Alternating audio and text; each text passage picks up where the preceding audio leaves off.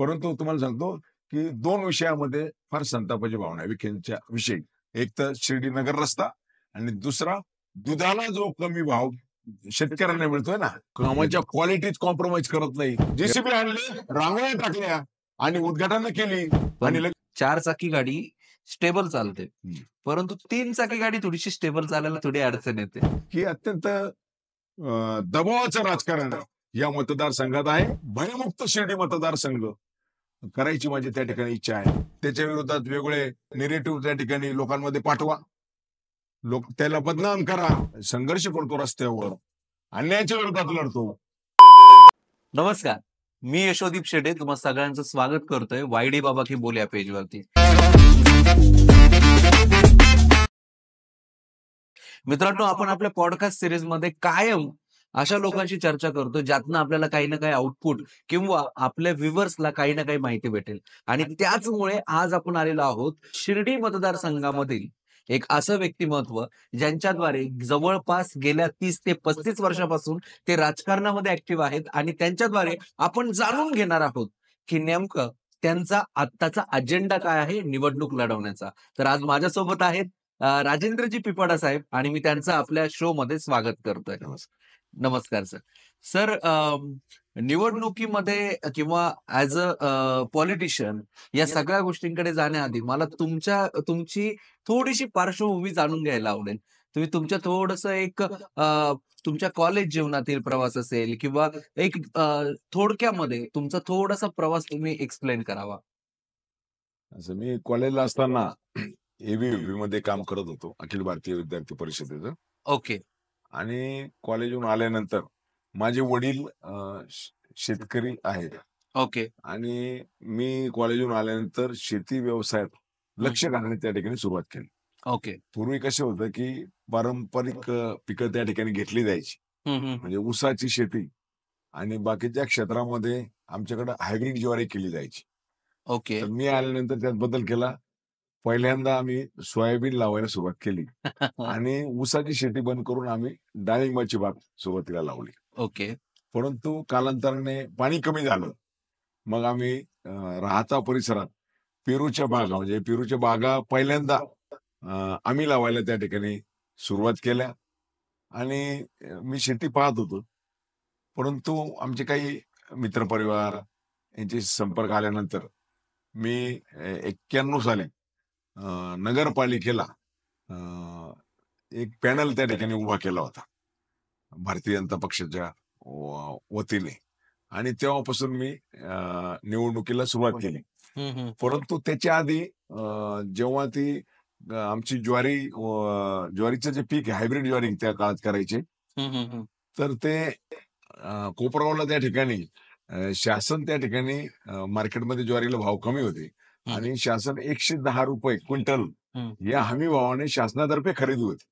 आणि म्हणून मी ती ज्वारी घेऊन गेलो स्वतः. परंतु डोंगरे नावाचे त्या ठिकाणी तहसीलदार होते आणि त्यांनी त्या ठिकाणी शेतकऱ्यांना 20 रुपये पोत त्या ठिकाणी थोडक्यात लाच मागितली जायची आणि जे शेतकरी पैसे देत नव्हते, मग ते तुझी ज्वारी खराब आहे, तुझ्या ज्वारीमध्ये जास्त बोंड आहे, ज्वारीमध्ये सोंडे आलेले आहेत, अशा पद्धतीने टाळाटाळ केली जायची आणि 2-2 दिवस टेम्पो उभे करायचे. तर ते पाहून त्या ठिकाणी मी आंदोलन त्या ठिकाणी केलं पहिलं. नाही, पण सॉरी इंटरप्ट करतोय.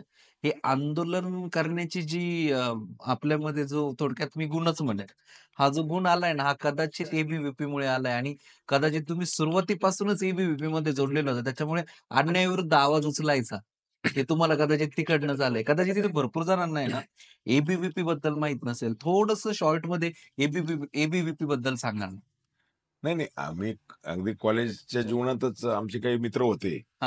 तर त्या काळात त्यांच्याशी संपर्क आल्यानंतर ते पण अखिल भारतीय विद्यार्थी परिषदेचे काम करत होते. ओके. त्यामुळे त्यांच्याबरोबर सराउंडिंगमुळे मी पण ते काम करायला त्या ठिकाणी सुरुवात केली. ओके. एबीव्हीपीचं म्हणजे ओके. फार काळ नाही, लगेच मी त्या ठिकाणी कॉलेज जीवन संपून त्या ठिकाणी राहत्यात आलो आणि मी शेतीत त्या ठिकाणी लक्ष घालायला लागलो. बरोबर. परंतु माझा स्वभावच असा होता की अन्यायाच्या विरोधात लढायची मला सवय, म्हणजे पूर्वीपासून म्हणजे लहानपणापासूनच. ओके. म्हणजे कुणी अन्याय केला तो सहन करायचं नाही असं माझं त्या ठिकाणी स्वभाव आहे. ओके. कुणी गुंडगिरी जरी केली ना तरी ती सहन करायची नाही. मी लोकांना सांगतो की आपण गुंडगिरी करायची नाही, परंतु गुंडगिरी सहन करायची नाही, अन्याय सहन करायचा नाही. बरोबर. हा मात्र माझा स्वभाव आहे. त्यामुळे मी माझ्या राजकीय जीवनात गेल्या 32-33 वर्षाच्या राजकीय जीवनामध्ये मी आयुष्यात कोणालाच घाबरलेलो नाही. कधीच नाही. म्हणजे सगळ्या प्रकारच्या धमक्या, हल्ले सगळे झाले. हम्म. परंतु भीती हा शब्द माझ्या शब्दकोशात त्या ठिकाणी नाही. मी कधीच घाबरत नाही कोणाला. मी अत्यंत धाडसाने त्या ठिकाणी पुढे जातो. किती मोठा माणूस आहे याचा मी कधीच विचार केला नाही. बरोबर. आणि पुढेही करणार नाही, की आपल्याला काय होईल, काय करू शकतो, की आपल्या हम्म. जीवाला भीती आहे का नाही, याचा मी कधीच त्या ठिकाणी विचार केलेला नाही. पण एक निश्चित सांगतो, की मी अगदी काही लोकांना सांगितलेलं आहे, हम्म. म्हणजे इशारेवेळा, की जर माझ्यावर त्या ठिकाणी हल्ले झाले, तर जे हल्ले करणार आहे ना, त्याच्या बाबतीत मी फारसा विचार करणार नाही. पण जे सूत्रधार असतात ना, जे हल्ले घडवून आणतात, आपण त्या ठिकाणी पाहतो. ते हल्ले घडवून आणणारे लोक मात्र त्यांनी विचार केला पाहिजे. हे त्याचे परिणाम काय होतील. म्हणजे माझा स्वभाव असा आहे ना, की आपल्याकडनं कोणाला त्रास द्यायचा नाही. बरोबर. परंतु अन्याय सहन करायचे मगाशी म्हटल्याप्रमाणे. असं मी लहानपणापासूनच माझा स्वभाव त्या ठिकाणी आहे. बरोबर, बरोबर. आता एक म्हणजे एक असा अचानक माझ्या मनामध्ये प्रश्न आला. तुम्ही जसं बोललात, की तुम्ही सुरुवातीला मध्ये होते. नंतर तुम्ही 1991 साली माझ्या मते तुम्ही भाजपाचा एक छोटासा गट चालू करून नगरपालिकेच्या निवडणुकीत आलात, असं आता आपण बोललात, बरोबर ना? हं, हं. तर मग ज्या पद्धतीने तुम्ही सुरुवातीला नंतर भाजपा, मग एकंदरीत तुमची जी भूमिका होती, ती येथील प्रस्थापित आमदारांच्या बऱ्यापैकी तुम्ही विरोधात होतात. हे आपल्याला कायम दिसत आलं. मग अचानक अशी कोणती वेळ आली, की तुम्हाला 2019 ला एक स्टेज शेअर करावं लागलं हं. प्रस्थापित आमदारांसोबत? म्हणजे तुम्ही का त्यांचं स्टेज शेअर केलं? नाही, नाही. असं आहे, की मुळातच मी माझ्या 32-33 वर्षाच्या राजकीय सामाजिक ह्याच्यामध्ये मी कधी त्यांच्या व्यासपीठावर सुद्धा गेलेलो नव्हतो. हं, परंतु त्यावेळेस राज्याचे मुख्यमंत्री आदरणीय देवेंद्रजी फडणवीस साहेब होते. हं, आणि मला त्यांनी तयारी करायला लावली होती विधानसभेची. आणि विधानसभेची तयारी करायला लावली. त्याच वेळेस विखेंनी त्या ठिकाणी प्रवेश केला भारतीय जनता पक्षात. हं, हं, मी तर आहे त्याच पक्षात होतो. हं, आणि हं. म्हणून मला त्यांनी सांगितलं, की तुम्ही आता पक्षाचं काम करा. बरोबर. म्हणून मी स्टेजवर गेलो. मीच काय राज्य बरेच जिल्ह्यातले नेते ज्या ज्या पक्षात असले तर अनेक वेळा स्टेजवर आले नाही. परंतु बरोबर. मी अंतर ठेवून त्या ठिकाणी राहिलो. कारण मला माहित आहे, की यांची जी काम करण्याची पद्धत आहे. जसं आता तुम्ही म्हटले 19ला मी लगेच आलो स्टेजवर गेलो आणि विधानसभेची निवडणूक झाली आणि लगेच माझ्या पत्नी ममता पिपडा यांना अपात्र करण्यासाठी उच्च न्यायालयात माणसं पाठवली गेली. म्हणजे ते काय फार काळ नाही चाललं. लगेच विधानसभा झाली आणि आमच्या विरोधात कुरघोड्या करायला त्या ठिकाणी सुरुवात झाली. हं, त्यामुळे ते मला माहित होतं. त्यामुळे जे काही लोकांना वाटलं, की जे 19 पासून आता 24 पर्यंत चालू राहिलं, ते अत्यंत खोटं आहे. हं. म्हणजे आम्हाला त्रास देण्याचाच प्रकार पूर्ण त्या 19 ते 24 एका पक्षात असताना सुद्धा त्या ठिकाणी झाला, की एका महिला नगराध्यक्षांना एका पक्षात असताना अपात्र करण्याचे प्रयत्न त्या ठिकाणी झाले आणि नगरपालिकेत सुद्धा आम्हाला काम करताना फार त्रास दिला. आणि या निमित्ताने मी एक सांगू इच्छितो, की काही लोकांचा असा समज आहे, की किंवा त्यांना माहिती कमी दिसते का हेतुपुरस्सर बोलतात. काल परवाच एका कार्यक्रमात त्यांचे 1-2 जण म्हटले, की विखेंनी तुम्हाला नगराध्यक्ष केलं. मी सांगतो, की अत्यंत हास्यास्पद आहे. मी विखेंचे मंत्री राधाकृष्ण विखे यांचे वडील केंद्रात मंत्री असताना म्हणजे ते आणि त्यांचे पुत्र म्हणजे त्यावेळेचे राधाकृष्ण विखे आमदार असताना आमच्या गल्लीबोळात फिरले. मीच नगराध्यक्षाचे आम्ही उमेदवार आहोत. असं सगळं त्या ठिकाणी केलं. तरी सुद्धा आम्ही त्यांचा पराभव त्या ठिकाणी केला 2001 साली. आणि हं. त्यानंतर आता 2016ला एंडला अगदी सुजय विखेंनी राहुरी कारखान्यात त्या ठिकाणी जिंकला, राहुरी कारखाना. आणि आता राहता नगरपालिकेमध्ये किरकोळ आहे. अगदी सहज जिंकू 17-0. अगदी ते भाषणच सांगायचे, आता 17-0 आहे. फक्त तुम्ही कोणी फक्त सह्या करून जायच्या, कोणी काय पाहायचं आणि मीच पाहिल पाहिजे अशा पद्धतीने ते बोलत होते. आणि आमचं सगळ्यांचं डिपॉझिट जप्त होईल. परंतु आम्ही त्या ठिकाणी 10 नगरसेवक निवडून आणले. हं, म्हणजे आणि नगराध्यक्षपद त्या ठिकाणी आम्हाला मिळालं आणि त्यांचा म्हणजे थोडक्यात त्यांचे आजोबा सुजय विखेंचे असताना सुद्धा त्यांचा पराभव केला आणि सुजय विखे असताना सुद्धा नगरपालिकेत त्यांचा पराभव केला. अगदी हजारो लोक त्या ठिकाणी आमच्या विरोधात त्या ठिकाणी प्रचाराला त्यांनी आणले. परंतु सर्वसामान्य जनतेचं आमच्यावर प्रेम आणि सगळ्यात महत्वाचं आम्ही विकास करून दाखवत असतो. म्हणून लोक आमच्या बरोबर असतात. ते म्हणजे आम्ही जे काम केलं 2001 मध्ये एक संदेश गेला, की हे विकास करू शकतात. यांच्याकडे चांगलं व्हिजन आहे. हं. हे लोकांनी त्यावेळेस पाहिलं आणि म्हणून माझ्यासारख्या कार्यकर्त्याला जी विधानसभेची निवडणूक 2009 साली आम्ही लढली. तर त्या ठिकाणी मी अगदी 13,000 मतांनी 13 फेऱ्यापर्यंत पुढे होतो. बरोबर. मला तर कुठली राजकीय पार्श्वभूमी नाही. मग तुम्ही जर असं बोलताय, तर मग आत्ताच काल परवाच एक भाषण होतं. ते भाषणही मी ऐकलं. त्यामध्ये तुमच्यावरती सरळ-सरळ आरोप केलेला आहे, की तुम्ही तर नगराध्यक्ष का तुम्ही आता बस नगरपालिका वगैरे याच्याबद्दल तुम्ही सांगताय मोठेपणाने. पण आजही राहत्या तालुक्यातील प्रश्न सॉल्व्ह नाही झालेले आहेत. म्हणजे त्यांचं असं म्हणणं आहे, की इथे अजून रोडचे प्रॉब्लेम आहे. अशा गोष्टी बोलल्या जात आहे. याच्याबद्दल मग तुम्ही काय बोलाल पुढे? असं आहे की 70 वर्ष हं. या शिर्डी मतदारसंघामध्ये एकाच परिवाराची सत्ता आहे. म्हणजे अगदी बाळासाहेब विखेंचे वडील असतील किंवा बाळासाहेब विखे 1972 पासून खासदार होते हं. आणि गेल्या 1995 पासून म्हणजे सलग जवळजवळ 30 वर्ष अगदी विखेंच्याच कुटुंबात आमदारकी त्या ठिकाणी आहे. त्यांनी बरोबर. दुसऱ्या परिवाराला आमदारकी असेल, जिल्हा परिषद अध्यक्षपद असेल, बाकी सगळी पदं जी असतील, खासदारकी असेल, ती एकाच परिवाराला. एवढंच काय मी तुम्हाला सांगतो, की महानंदासारखी जी मोठी संस्था आहे दुधाची, राज्याचे त्याचं अध्यक्षपद, ते सुद्धा राधाकृष्ण विखेंनी त्यांच्या सख्या मेव्हण्यांना राजेश परजन यांना त्या ठिकाणी चेअरमन केलं. तिथं सुद्धा त्यांना भारतीय जनता पक्षाचा दुसरा कार्यकर्ता दिसला नाही. हं. आणि म्हणून मी नेहमी सांगत असतो, की एकाच कुटुंबात सत्ता मिळावी, दुसऱ्या कोणाला संधी मिळू द्यायची नाही. आणि माझं त्या बाबतीत म्हणणं आहे, की रस्त्यावर संघर्ष करणारा जो कार्यकर्ता आहे, जो लढतोय वर्षानुवर्ष, तर मीच काय, कोणाला सुद्धा संधी मिळाली पाहिजे ना. हं, हं. म्हणजे हा परिवारवादाला माझा त्या ठिकाणी विरोध आहे, घराणेशाहीला माझा त्या ठिकाणी विरोध आहे. आणि तुम्ही जो मग प्रश्न विचारला, की सगळी सत्ता त्यांच्याकडे असताना त्यांना प्रत्येक विधानसभेच्या निवडणुकीच्या वेळी लोकांना मुरुम टाकायचं आमिष दाखवले जात. अरे रस्ते तुम्हीच आहे ना, दुसरा तर कोणी आमदार खासदार नाही. म्हणजे रस्ते तुम्ही ते बनवत नाही आणि लोकांना सांगता आम्ही 2 लाख रुपयाचा मुरुम टाकला, 4 लाख रुपयाचा मुरुम टाकला, विरोधकांमध्ये दानत आहे का? अरे दानत आहे का? सत्ता तुमच्याकडे आहे ना, तुम्हीच त्याला जबाबदार आहात. रस्ते बरोबर. झाले नाही म्हणून. आणि तुम्हाला फुफाटा टाकायची वेळ येते. मुरुम म्हणजे काय त्याची माती होते ना. बरोबर. फुफाटा टाकतो लोकांच्या डोळ्यात त्या ठिकाणी धूळ जाते. हं, ती टेम्पररी व्यवस्था आहे 8-10 दिवसाची, 15 दिवसापूर्वी पुरती सुद्धा. आणि लोकांना तर अशी परिस्थिती आहे त्या ठिकाणी, की आता निवडणुकीच्या काळात बळच सांगतात, की अगदी तुमच्या जनावराखाली पण मुरुम टाकतो. आणि हं. महसूल मंत्र्याचा दुरुपयोग करून पदाचा मात्र एखाद्याने एक टेलर जनावरांच्या खाली टाकायला मुरुम आणला, तर त्याला त्रास दिलेला आहे. त्याला लाखो रुपयाचा दंड केलेला आहे. म्हणजे अत्यंत भीतीदायक वातावरण त्यांनी निर्माण केलेलं आहे. आणि तुम्ही जो म्हटला, की माझ्याकडे जी आमची सत्ता आली, मी मगाशी सांगितलं, की आमच्याकडे व्हिजन आहे. तुम्ही जर पाहिलं असेल, की आम्ही नगरपालिकेच्या अगदी वीरभद्र मंदिर सुद्धा रस्त्यावरून दिसत नव्हतं पूर्वी. म्हणजे हं. आम्ही ज्यावेळेस 2001 मध्ये चार्ज घेतला, मंदिर लोकांना आहे माहीतच नव्हतं. म्हणजे समोर सगळं 2-2 पोते चपला फसल्या जायच्या बाजार तळामध्ये, इतका चिखल असायचा. महिलांना अगदी दाटीमुठीतून जावं लागायची. इतकी भीषण अवस्था होती. मी सगळे दारूचे अड्डे होते. टपऱ्या होत्या 3-3 मजल्याच्या बरं. आणि टपऱ्याच्या पुढे भांडे आणि भांड्याच्या पुढे 600-8 टेम्पो. रस्त्यात हायवेला सुद्धा जायला जागा नव्हती, एवढी भीषण अवस्था होती. मी सगळं ते अतिक्रमण काढलं, सुंदर काँक्रिटीकरण केलं. बाजारतळ आजही म्हणजे मला सांगायला आनंद वाटतो, की मी जे वीरभद्र मंदिराच्या समोर काँक्रिटीकरण 2003 मध्ये केलं, आज 21 वर्ष झाले, ते काँक्रिटीकरण तसंच आहे. म्हणजे आम्ही कामाच्या क्वालिटीत कॉम्प्रोमाइज करत नाही. हे राहत्यातल्या शहरातील जनतेला त्या ठिकाणी माहिती आहे. दर गुरुवारी त्या ठिकाणी असे खेळ ठोकले जातात, पाल लावताना. खेळ ठोकले जातात, होल पाडतात.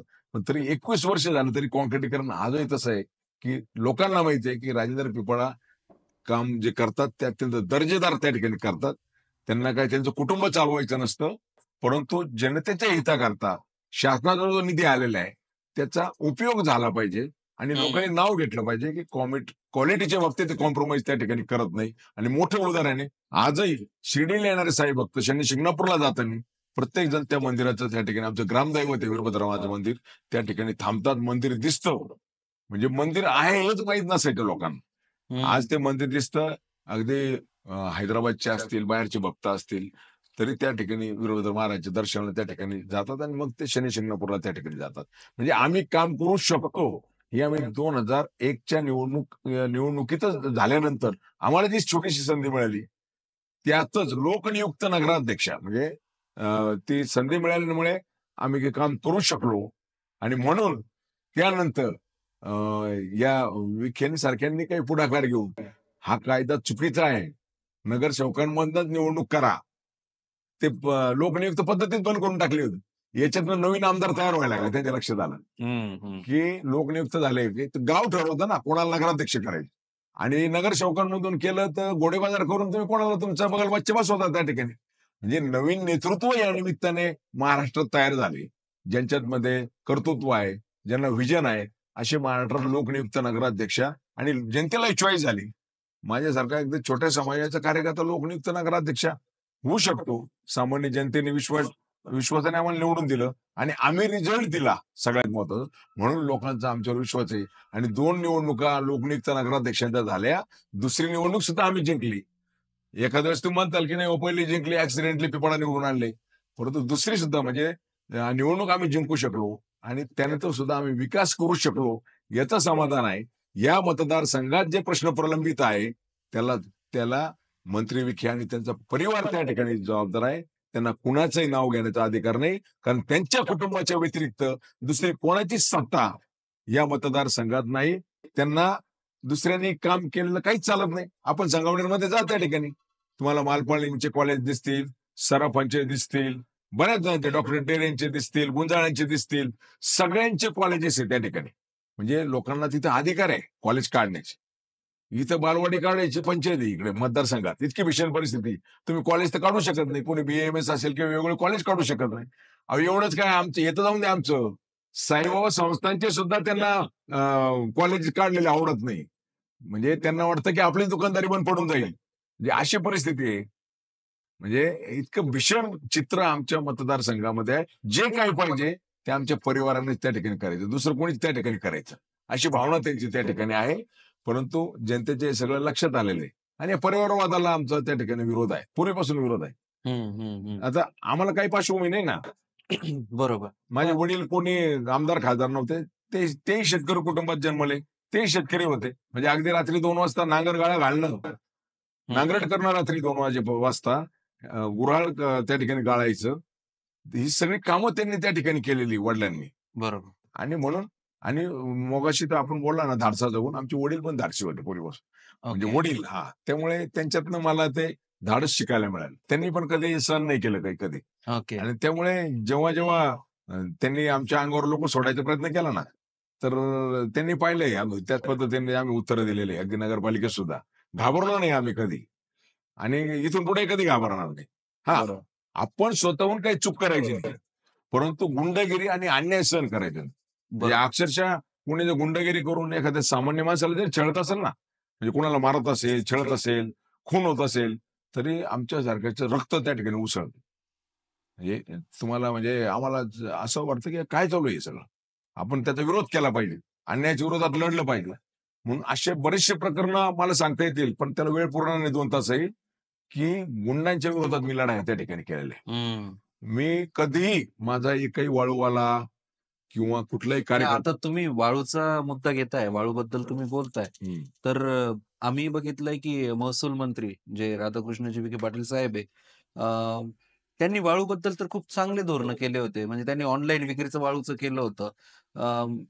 त्याबद्दल तुमचं काय मत आहे? का ते एवढं ऑनलाईन वाळू करणं, विक्री करणं असेल, त्यातनं त्यांनी भ्रष्टाचार मुक्त करण्याचा प्रयत्न केला होता. तर मग याबद्दल आपलं काय मत आहे? मी जर आपण सामान्य लोकांना जर विचारलं ना, ज्याला छोटंसं घर जरी बांधायचं असेल, तरी वाळूचं हे जे धोरण आहे ना, हे पूर्ण फसलेलं आहे. हे फक्त विखेंचा स्वतःचा मात्र त्या ठिकाणी फायदा झालेला आहे याच्यामध्ये.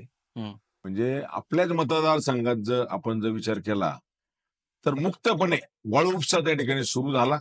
अगदी कोडारला त्या ठिकाणी मला काही खर्डे कंपनी शेतकरी भेटले होते, तेव्हा आमच्याकडे बोटी लावल्या त्या वाळू उपसायला, आणि त्यांनी मला सांगितलं, म्हणजे मी पण डोळ्यांनी पाहिलं, की वाळू उपसा करायला हे वाळू तस्कर त्यांनी निर्माण केले, आणि या वाळू तस्करांमार्फत वाळू तस्करांना पोसायचं, त्यांना मुक्तपणे कुठेही वाळू उचला परवानगी द्यायची, आणि त्या वाळू तस्करांनी गावोगावी दहशत निर्माण करायची, आणि विखेंच्या विरोधात कोणी बोलायचं नाही, कोणी बोलायला लागलं त्याला दाबायचं. म्हणजे यांचे जे कार्यकर्ते सगळे आहेत, सगळे वाळू तस्कर आहेत. म्हणून मी सांगतो की हे जे 650 रुपयाला तुम्हाला ब्रॉस मिळेल, हे वाळू तस्कर आपले वाळूचं जे धोरण आहे हे पूर्ण फसलेलं आहे. माजी महसूल मंत्री बाळासाहेबजी थोरात साहेब यांनी सुद्धा आपण जर पाहिलं असेल तर विधानसभेमध्ये राज्याच्या त्या प्रश्नावर हे वाळू धोरण कसं फसलं आणि विखे कसे हे वाळू तस्कर पोचतात हे सर्व सभागृहात अत्यंत अभ्यासपूर्ण बाळासाहेबजी थोरात साहेब त्या ठिकाणी बोलले. त्याच्यावर मला वाटतं मी जे पाहिलं तर विखे मात्र निरुत्तर झाले. ते त्याचं उत्तरही देऊ शकले नाही. आणि तेच काय, सामान्य माणसाला जर कुठला घर बंगला काही बांधायचा असेल तर प्रचंड हाल लोकांचे होतात. एवढंच काय की खडीचे भाव सुद्धा जे 1800 रुपये होते ते 3600 झाले. म्हणजे सगळं नुकसान त्या ठिकाणी झालं. आणि फक्त त्या निमित्ताने मात्र एक झाला, त्यांचा व्यक्तिगत फायदा झाला आणि त्यांनी गुंड निर्माण केले आपल्या मतदारसंघामध्ये. आणि म्हणून अगदी तुम्ही मध्ये जर माझं ऐकलं असेल तर वेगवेगळ्या चॅनलला मी बाईट दिला होता. अगदी सुजय विखेंनी स्वतः ज्या आरोपीवर मोक्का लागलेला आहे अशा आरोपीच्या ऑफिसचं उद्घाटन करायला सुजय विखे त्या ठिकाणी गेले होते. आणि त्याचे व्हिज्युअल वेगवेगळ्या चॅनलने त्या ठिकाणी दाखवले. आणि त्यानंतर ते खोटे असे बोलले उत्तर देताना पत्रकारांना की माझ्या कार्यालयात कोण येतं मला काय माहित आहे. अहो, तुमच्या कार्यालयात नाही आले, तुम्ही गुंड्यांच्या ऑफिसचं उद्घाटन करायला गेले. म्हणून मी त्यावेळेस म्हटलो की आपण समाजात काय संदेश देणार आहे. म्हणजे गुन्हेगारीला पाठबळ देण्याचं काम सुजय विखे आणि त्यांचा परिवार त्या ठिकाणी करतात. आणि त्यांना असं वाटतं की कुठल्याही निवडणुका असो, विधानसभेच्या असो किंवा लोकसभेच्या असो, आपण गुंडांना हाताशी धरून गुंडांद्वारे सर्वसामान्य लोकांवर दहशत करू आणि निवडणुका जिंकू असं विखे परिवाराला त्या ठिकाणी वाटतं. परंतु मी त्यांना सांगू इच्छितो, तुम्ही गुंडगिरी करून आता निवडणुका जिंकू शकता. कारण लोक जरी दहशतीखाली असले तरी लोक मात्र न बोलता गुप्तपणे मतदान करतात. ही डोळ्याने आपण त्या ठिकाणी पाहिलं. आणि म्हणून नगरमध्ये सुद्धा त्यांचा पराभव त्या ठिकाणी झाला. ठीक आहे. आता तुम्ही सुजय विखेंवरती अशा पद्धतीने आरोप करताय किंवा म्हणजे या ठिकाणी तुम्ही तुमचं मत मांडताय. आरोप नाही म्हणता येणार, मत मांडताय किंवा राधाकृष्णजी विखे पाटील साहेब यांच्याबद्दलही आपण आपलं मत मांडताय. परंतु याच्यात जर आपण एक मुद्दा बघितला, की जी महानंदा होती पूर्वी, ज्यातनं शेतकऱ्यांना बऱ्यापैकी दुधाचे भाव भेटत होते. माननीय राधाकृष्ण पाटील साहेब असतील, राधाकृष्ण विखे पाटील साहेब असतील, यांच्यामुळे जवळपास 2019 मध्ये ₹5 दुधाचा भाव वाढ झाली होती. आता पण रिसेंटली परत ₹5 दुधाची भाव वाढ झाली. मग एवढं जर ते छान काम करताय, मग तरी तुम्ही त्यांच्याबद्दल नाराज का आहात? तरी तुम्ही आजही दूध वाढीबद्दल तरी तुमची नाराजगी काय आहे? दूध दरवाढीबद्दल? मला वाटतं आता आपल्यापेक्षा मला तो प्रश्न चांगला माहिती आहे. म्हणजे मी शेतकरी असल्यामुळे आणि सर्वात महत्वाचं म्हणजे मी शेतकऱ्याशी संवाद साधतो. शेतकऱ्याची भावना आपण जाणलेली नाही. शेतकरी किती संतप्त आहे. मध्ये एक बातमी पण वाचली असेल आमच्या पत्रकार मित्रांनी दिलेली की खडकेवाके गावात एका वर्षाचं 10 कोटी रुपयाचं नुकसान फक्त दुधाच्या कमी भावामुळे त्या ठिकाणी झालं. दुधाचे भाव इतके कमी आहे की लोकांना तो धंदाच परवडत नाही. म्हणजे आत्महत्याचा धंदा असा झालेला आहे. म्हणजे दुधाला कमीत कमी 45 रुपये लिटरचा भाव मिळाला तर दूध धंदा परवडतो अशी परिस्थिती आहे. त्यामुळे शेतकऱ्यांमध्ये फार संतापाची भावना आहे की आपल्या तालुक्यात दुग्ध विकास मंत्री आहे तरी आपण त्या ठिकाणी आपल्या दुधाला कमी भाव मिळतो ते त्यासाठी काय प्रयत्न करत नाही. आणि सगळ्यात महत्वाचं मी म्हणतो की दुधाची भेसळ हा फार गंभीर मुद्दा आहे. मंत्री विखे या तालुक्यातले आहे परंतु ते दुधाची भेसळ रोखू शकले नाही. किंबहुना म्हणजे मी तर सांगतो म्हणजे हेतुपुरस्सर त्यांनी ती दुधाची भेसळ रोखली गेलेली रोखायचं काम त्या ठिकाणी केलं नाही. कारण मी बोलायची गरज नाही, त्याच्यात कोणाचा फायदा होतो आणि कोणाला पैसे मिळतात हे मी सांगायची गरज त्या ठिकाणी नाही. परंतु कुठेही जा म्हणजे मी या शेतकऱ्यांशी विविध संवाद त्या ठिकाणी साधला, वेगवेगळ्या डेऱ्यांवर गेलो, शेतकऱ्यांना भेटलो. सगळ्यात ज्वलंत प्रश्न आता म्हणजे दुधाच्या भावाचा. कारण प्रत्येकाच्या घरी 2 गायी, 5 गायी, 10 गायी म्हणजे दुसरा जो आपला संलग्न व्यवसाय तो दुधाचा धंदा प्रत्येक आपल्या मतदारसंघामध्ये आहे. आणि त्यामुळे शेतकऱ्याची भावना आहे की आम्हाला अनुदान मिळालं नाही तरी चालेल परंतु 45 रुपये लिटर मात्र आम्हाला भाव त्या ठिकाणी पाहिजे. ही अगदी ठाम भूमिका शेतकऱ्यांची आहे. आणि ते मंत्री विखेंवर नाराज आहे. म्हणजे आता तुम्हाला मी आज बोलण्याचा अर्थ नाही. आपण जर स्वतः त्या ठिकाणी जर वेगवेगळ्या डेऱ्यांवर गेले आणि दूध घालण्यासाठी ते शेतकरी वर्ग आला आणि त्यांच्याशी जर आपण संवाद केला तर शेतकऱ्यांच्या भावना किती तीव्र आहेत हे आपल्या त्या ठिकाणी लक्षात येईल. नाही, आता आपण लोकप्रतिनिधी म्हणून उद्या येणार आहात. तर उलट या लोकांची जी भावना आहे, जी तीव्र भावना आहे, ती आपण आता सांगावी, जी आपल्या ह्या व्ह्यूअर्सला सुद्धा कळेल. काय एकंदरीत एक्झॅक्ट काय भावना आहे तरी? दुधाचं जे अनुदान आहे ना, त्याच्याबद्दल तर लोक समाधानी नाही. म्हणून लोक काय म्हणतात, की आम्हाला दुधाला ₹45 भाव द्या. जे अनुदान लोकांना तर बऱ्याच लोकांना मिळालंच नाही. पण जे पण अनुदान मिळतंय ना, ते डायरेक्ट शेतकऱ्यांच्या खात्यात पैसे येत नाहीत. जसे लाडकी बहीण योजनेचे पैसे, ते महिलांच्या खात्यात त्या ठिकाणी येतात. हे दूध संघाकडे पैसे जातात त्या ठिकाणी आणि ओके. दूध संघाच्या मार्फत शेतकऱ्यांना पैसे मिळतात. त्यामुळे शेतकरी त्याच्यात समाधानी नाही. काहींना अनुदान मिळतं, काहींना मिळत नाही. त्याच्यातल्या ज्या अडचणी आहे, जी पद्धत ती तर चुकीची आहे. म्हणून लोक त्या ठिकाणी सांगतात, की आम्हाला अनुदान नको, पण ₹45 आम्हाला भाव द्या. ही लोकांची मात्र त्या ठिकाणी मागणी आहे. बिसलरीची बाटली आपण घ्यायला जातो, तर ₹20-25 ला पाण्याची बाटली मिळते. आणि मग दूध ₹45 लिटरनी जर भाव मिळाला, तर त्याच्यात काय कोणाचं दुःख असण्याचे कारण आहे? ग्राहकाला तरी स्वस्त मिळतं का दूध? हं. मग ही जी तफावत आहे, ग्राहक आणि शेतकरी, म्हणजे शेतकऱ्यांना जो भाव कमी मिळतो, ग्राहकाला मात्र त्याचा फायदा मिळत नाही ना त्या भावाचा. मग असा एवढा मोठा फरक हा कुठं जातो? आणि सगळ्यात महत्त्वाचं मी जे मगाशी सांगितलं, की या भेसळीला जे प्रोत्साहन दिलं जातं ना, हे फार गंभीर आहे. म्हणजे आपल्याला काही पैसे मिळण्याकरता ही जी भेसळ आपण राजरोसपणे चालू देतोय, की किती आपण नुसत्या घोषणा करतोय, आपण मोक्काला लावू, अमुक करू, तमुक करू, मीडियासमोर बोलायचं. प्रत्यक्ष कृती मात्र करायची नाही. आणि लाखो लिटर दूध त्या ठिकाणी भेसळ होतंय. आणि म्हणून अगदी इंदुरीकर महाराज सुद्धा सांगतात काय, की दुधाची भेसळ रोखा पहा, तुमच्या दुधाला भाव त्या ठिकाणी मिळेल. हं, परंतु कोणाला इंटरेस्ट नाही ना ते दुधाची भेसळ रोखण्यात. हं. हे लक्षात घ्या तुम्ही. बरोबर. ओके. पुढचा एक प्रश्न आहे तो म्हणजे असा, की आता आपण त्यांच्याबद्दल एवढं बोलतोय, पण आजपर्यंत जर तुम्ही बघाल, अहिल्यानगर जिल्ह्यामध्ये डिफेन्स क्लस्टर सारखा मोठा प्रोजेक्ट कधीच आलेला नाहीये. हं. म्हणजे जर तुम्ही डिफेन्स क्लस्टरचा जर विचार केला, जे आत्ताच्या आपल्या राहत्याच्या दृष्टीने इतका मोठा प्रोजेक्ट आहे, की कितीतरी लोकांना त्याचा फायदा होणार आहे. भरपूर साऱ्या युथला त्या ठिकाणी नोकरीच्या संधी उपलब्ध होणार आहे. मग असे सुद्धा मुद्दे त्या ठिकाणी अ, आपले जे प्रस्थापित आमदार आहेत किंवा राधाकृष्णजी विखे पाटील साहेब आहे किंवा विखे घराणं आहे, त्यांच्याद्वारे हे प्रयत्न करण्यात येत आहे. मग त्याबद्दलही आपण का नाराज आहात? असं आहे, शिर्डीच्या दृष्टीने आपण जर पाहिलं, तर हे आपलं तीर्थक्षेत्र आहे. इंटरनॅशनल तीर्थक्षेत्र आहे साईबाबांचं. आणि पर्यटनाच्या दृष्टीने काहीतरी उद्योगधंदे येण्याची त्या ठिकाणी गरज होती. किंवा आपल्याकडे पेरूच्या बागा होत्या. तर त्याच्या फळबागाचे प्रक्रिया केंद्र त्या ठिकाणी होणं गरजेचं होतं. परंतु मी तर म्हणतो, की हे जे डिफेन्स क्लस्टर आपण जे म्हणताय ना, ते फक्त व्यक्तिगत खिसे भरण्यासाठी हा प्रयत्न मला त्या ठिकाणी दिसतो. कारण संबंधित शिक्षण जे एरोनॉटिकल कोर्सेस आपल्या तालुक्यात किती आहे? अशी किती संस्था आहे? म्हणजे लोकांमध्ये अशी चर्चा आहे. म्हणजे त्यांच्या कन्येशी संबंधित नाशिकची जी एच-एल शी संबंधित संस्था आहे. तर त्यांच्या कन्येला फायदा व्हावा, यासाठी हा प्रोजेक्ट त्या ठिकाणी आणलेला आहे.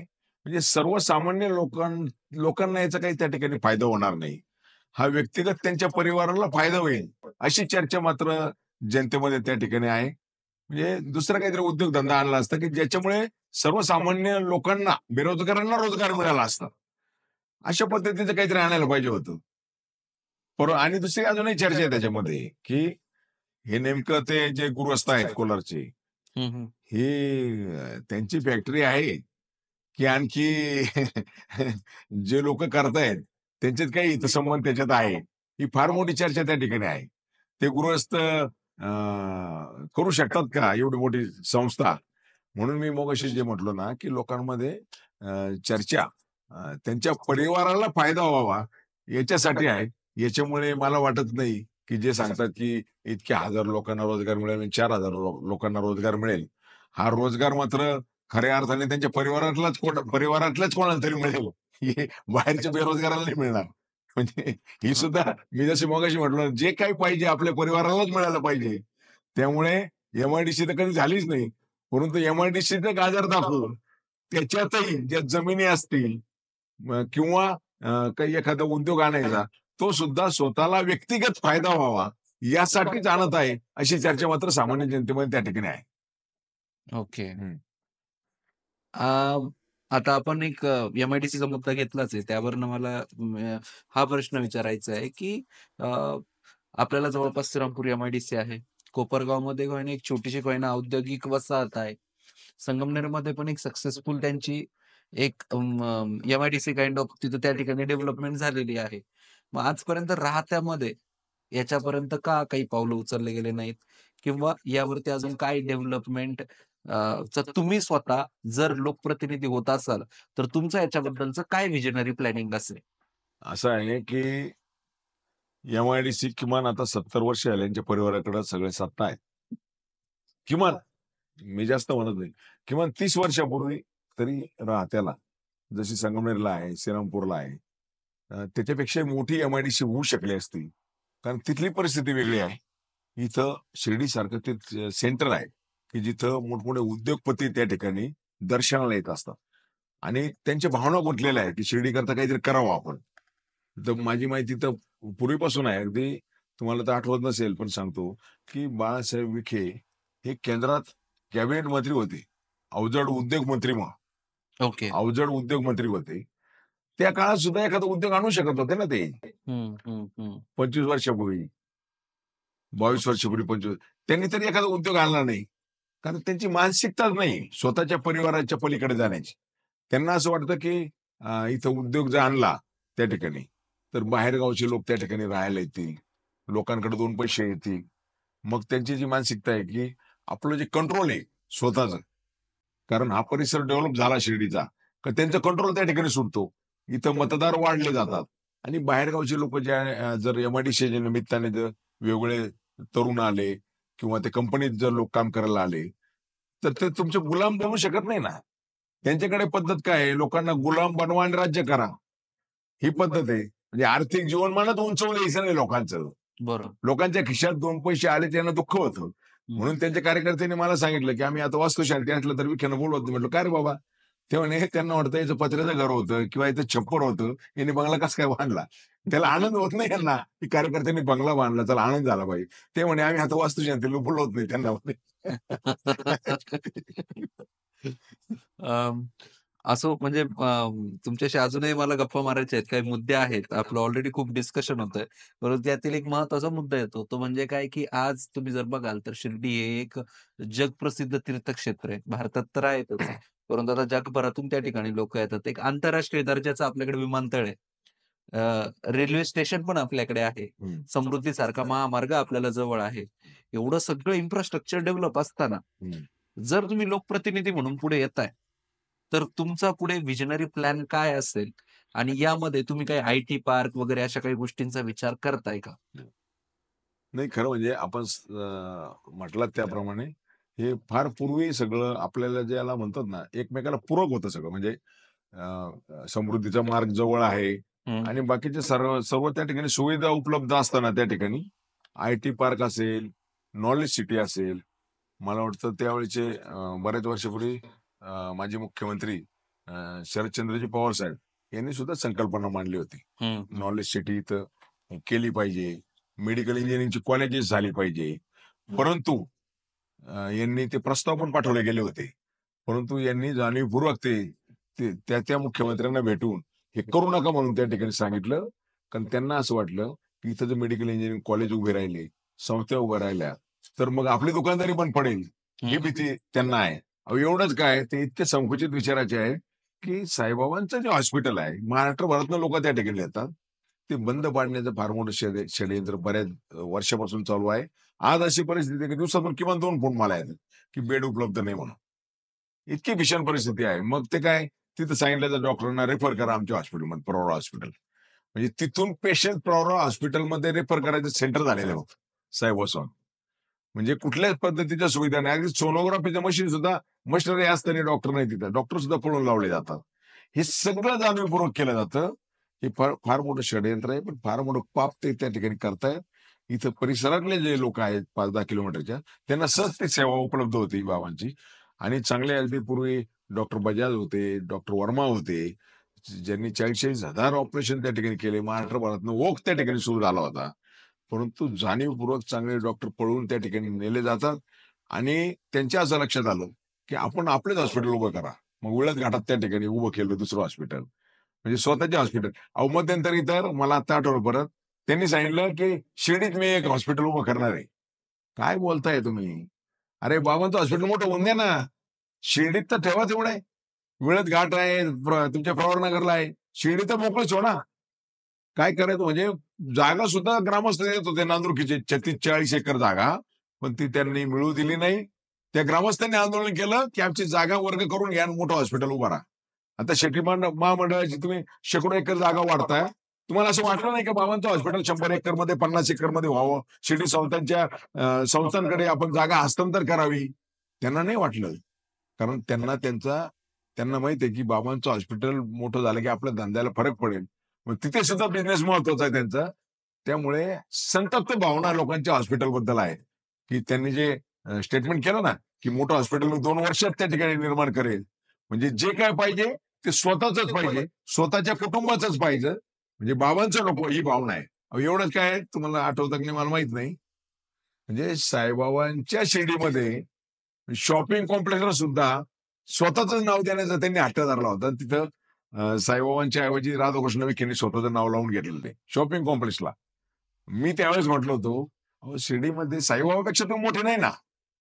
म्हणजे तिथं साईबाबांचं नाव दिलं असतं तर त्याला पूरक होतं ते. शिर्डीच्या बाबांच्या नगरी आहे तिथे. परंतु जी नावं द्यायची ती सुद्धा स्वतःच्या कुटुंबाची किंवा स्वतःची द्यायची, अशी मानसिकता यांची या परिवाराची आहे. अहो मी नगरपालिकेत साधं महाराष्ट्रात आराध्य दैवत छत्रपती शिवाजी महाराजांचं नाव देण्याचा ठराव आणला. एकच मिनिट, म्हणजे तुम्ही तोच मुद्दा घेतलाय. मलाही त्याच्याबद्दल तुम्हाला विचारायचं होतं, की सचिन अहिरराव, पत्रकार सचिन अहिरराव यांनी महाराष्ट्र टाइम्सला दिनांक 12 मार्च 2008 रोजी एक न्यूज दिली होती. त्या न्यूजमध्ये असं लिहिलेलं होतं, की छत्रपती शिवाजी महाराजांचा पुतळा गोडाऊनमध्ये. हं. याच्याबद्दल तुम्ही काय बोलाल? तुम्हाला सांगू का की 2001 मध्ये माझ्या पत्नी नगराध्यक्ष झाल्या. त्याच्यापूर्वी 1999 साली त्यावेळेचे तत्कालीन मुख्यमंत्री नारायणरावजी राणे होते. मी स्वतः पाहिलं ते की राहत्याच्या शिवाजी चौकामध्ये राधाकृष्ण विखे यांनी 1980 पासून लोकांची मागणी होती की छत्रपती शिवाजी महाराजांचा पुतळा बसवा. पण त्यांनी काय विधानसभेत फायदा व्हावा म्हणून त्याचं भूमिपूजन फक्त केलं नाही, कोनशिला उभी केली, काहीच केलं नाही. मग आमची सत्ता आल्यानंतर आम्ही सगळ्या फॉर्मॅलिटीज त्या ठिकाणी पूर्ण केल्या आणि छत्रपती शिवाजी महाराजांचा पुतळा खरेदी करण्याकरता निविदा काढल्या, पुतळा खरेदी केला. शिल्पकार मैड म्हणून नाशिकचे आहेत की ज्यांनी कोपरगावचा छत्रपती शिवाजी महाराजांचा पुतळा बनवला. मीनाताई ठाकरेंचे पुतळे बनवले. माजी मुख्यमंत्री शंकररावजी चव्हाण साहेबांचे पुतळे बनवले. अनेक प्रकारचे पुतळे त्यांनी त्या ठिकाणी बनवले. परंतु आम्ही पुतळा आणला तर त्या ठिकाणी ज्या ठिकाणी कोनशिला त्यांनी उभारली त्याच ठिकाणी पुतळा बसवण्याचा ठराव आम्ही रितसर म्हटलो कलेक्टर मार्फत तो सामान्य प्रशासन विभागाकडे पाठवायचा असतो. विखेंनी तो अडवला की ही जागा 36 मीटरची 37 मीटरचा GR आहे. असं करून हा पुतळा पिपळांच्या हस्ते बसवायला नको म्हणून त्यांनी जंग पचडलं. ते शिल्पकाराच्या घरी गेले, हा पुतळा घेऊन जा नाही तर मी मंत्री आहे, मी त्रुटी काढेल तुझ्या पुतळ्यात आणि परत पाठवू म्हणून, तुमचा पुतळा खराब आहे असं सांगू. तर त्या शिल्पकाराने मला सांगितलं, मी त्यांना सांगितलं की साहेब ही काय काड्याची पेटी नाही. कोपरगाव नगरपालिकेच्या दुसरे स्वतंत्र झाले तर त्यांनी तो पुतळा बसवला. तर मला काय त्या ठिकाणी बदलून देता येणार नाही. तोच पुतळा तुम्हाला बसवावा लागेल. तुम्हाला सांगतो की त्यांनी इतके प्रयत्न केले. आजही जवळजवळ 2006 पासून पुतळा गोडाऊन मध्ये आहे. म्हणजे जवळजवळ आता 6 म्हणजे जवळ आज 17-18 वर्ष होऊन गेले तरी छत्रपती शिवाजी महाराजांचा पुतळा गोडाऊन मध्ये आहे.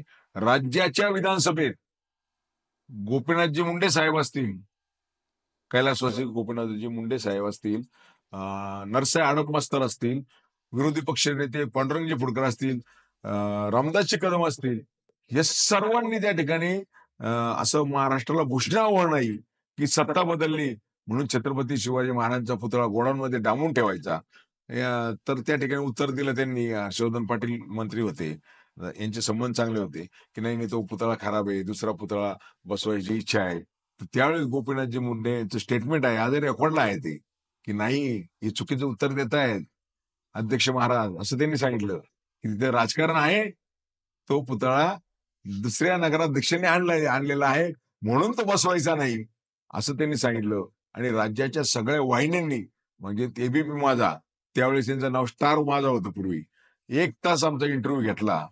आणि त्यावेळेस राधाकृष्ण विखेंना त्यांनी फोनवर बोलवलं.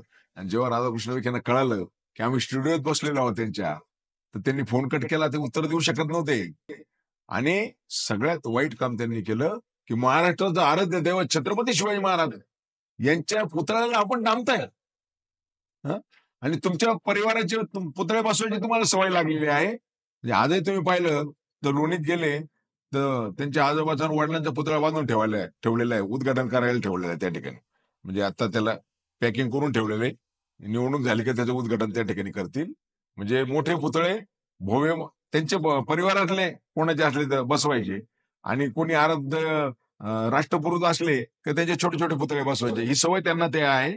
आणि म्हणून केवळ पिंपळांनी छत्रपती शिवाजी महाराजांचा पुतळा आणला, म्हणून तो पुतळा डांबलेला आहे. त्यामुळे सर्व लोकांना तो प्रकार इथले माहित आहे. राहता परिसर या निमित्तानं काय झालं, राज्यभरात कळालं पिंपळांनी पुतळा आणला म्हणून. म्हणजे त्यांनी जे बसवला असतं तर कळलं तरी नसतं की आम्ही छत्रपती शिवाजी महाराजांचा पुतळा आणला. म्हणजे राज्याच्या विधानसभेमध्ये स्थगन प्रस्ताव होतो, वेगवेगळ्या वाहिन्या ते दाखवल्या जातात की कसा पुतळा डांबलेला आहे. हे मला असं वाटतं की राजकारण करायचं बरेच क्षेत्र आहे, परंतु महाराजांच्या बाबतीत ते राजकारण विखेंनी करायला नको होतो. आणलेला पुतळा बसवून टाकवायला पाहिजे होता. त्यानंतर त्यांनी त्यांच्या मंत्रिपदाचा दुरुपयोग करून त्रुटी दाखवल्या आणि पुतळा आहे तसंच गोडाऊनमध्ये आहे. एकंदरीत एक अशी गोष्ट बघितली आणि ती म्हणजे की राधाकृष्णजी विखे पाटील साहेब यांच्याबद्दल एक राज्यस्तरीय थोडासा विरोधाभास तयार झालेला आहे. भरपूर ठिकाणी त्यांच्याबद्दल वेगवेगळे विधानं केले जातात. जसं की आता तुम्ही बातम्यांमध्ये सुद्धा बघितलं असेल, दंगेकरांनी जे आमदार आहेत पुण्यातले, त्यांनी सुद्धा एक विधान केलेलं होतं रिसेंटली. त्यानंतर एक खासदारकीचे उमेदवार होते दक्षिण नगरमधले खेडकर म्हणून, त्यांनी सुद्धा काही विधान केले होते. त्याबद्दल आपण सविस्तर काय बोलू? असं आहे की धंगेकर जे पुण्याचे आमदार आहेत, त्यांनी पुराव्यासह पत्रकार परिषद त्या ठिकाणी घेतली आणि हा 200 कोटी रुपयाचा घोटाळा कसा आहे असं विस्तृतपणे सांगितलं. आणि सगळ्यात गंभीर म्हणजे ती जी जमीन काय साठेकत असेल, त्यांनी बोलताना असं सांगितलं की ते ज्या व्यक्ती आहेत त्याच्यामधल्या, त्या मंत्री राधाकृष्ण विखे यांच्याशी संबंधित आहे. ते 2 ओके. व्यक्ती ज्यांनी जे व्यवहार केलेले ज्या संस्था, आणि त्यांच्याशी संबंधित असल्यामुळे ही सगळी महसूलची यंत्रणा त्या ठिकाणी हल्लेली आहे. आणि सगळं त्यांनी जे सांगितलेलं आहे ते अत्यंत गंभीर आहे मात्र. म्हणजे ते काय मी काय असं त्यांच्या विरोधात आहे म्हणून बोलत नाही. पण ज्या पद्धतीच्या त्यांनी पत्रकार परिषद माहिती दिली, ती अत्यंत गंभीर प्रकाराची आहे. सामान्य माणसाला विचार करायला लावणारी आहे, की एवढी मोठी यंत्रणा जर त्या ठिकाणी त्या 2 जणांच्या नावावर जमीन होण्याकरता जर वापरली जात असेल, मंत्रिपदाचा दुरुपयोग करून, तर ते हे पहा, जे काय आहे ते समोर येईलच. परंतु सध्या तेच मंत्री स्वतः असल्यामुळे ते काही बाहेर होणार नाही. त्याच्यावर काही म्हणजे जरी त्यांनी तक्रार केलेली असली, तरी मला असं वाटतं की ते पाठीशी घातलं जाईल त्याला. कारण आता स्वतःच जर ते त्या खात्याचे मंत्री अजूनही आहेत, तर काय त्याची चौकशी होणार आहे त्याची? काहीच होणार नाही त्याच्यात. हं. आणि त्यामुळे सामान्य लोकांना माहिती आहे की हा फार मोठा घोटाळा त्या ठिकाणी आहे. सामान्य लोकांमध्ये चर्चा त्याची आहे. दुसरा विषय तुम्ही जो पूजा खेडकरांचा सांगितला, तर पूजा खेडकरांचे वडील यांनी मंत्री राधाकृष्ण विखे यांचे पुत्र सुजय विखे यांच्या विरोधात लोकसभेची निवडणूक त्या ठिकाणी नगर दक्षिणेत त्या ठिकाणी लढवली. आणि लढवल्यानंतर जो पराभव झाला सुजय विखेंचा, तो ते असं पचवू शकले नाही तो पराभव. आणि ज्या पद्धतीने पूजा खेडकरांचं प्रकरण लगेच बाहेर आलं, लगेच. मी काय कोणाची बाजू खरी खोटी हे बोलत नाही किंवा मी का पूजा खेडकरांचं समर्थन करत नाही.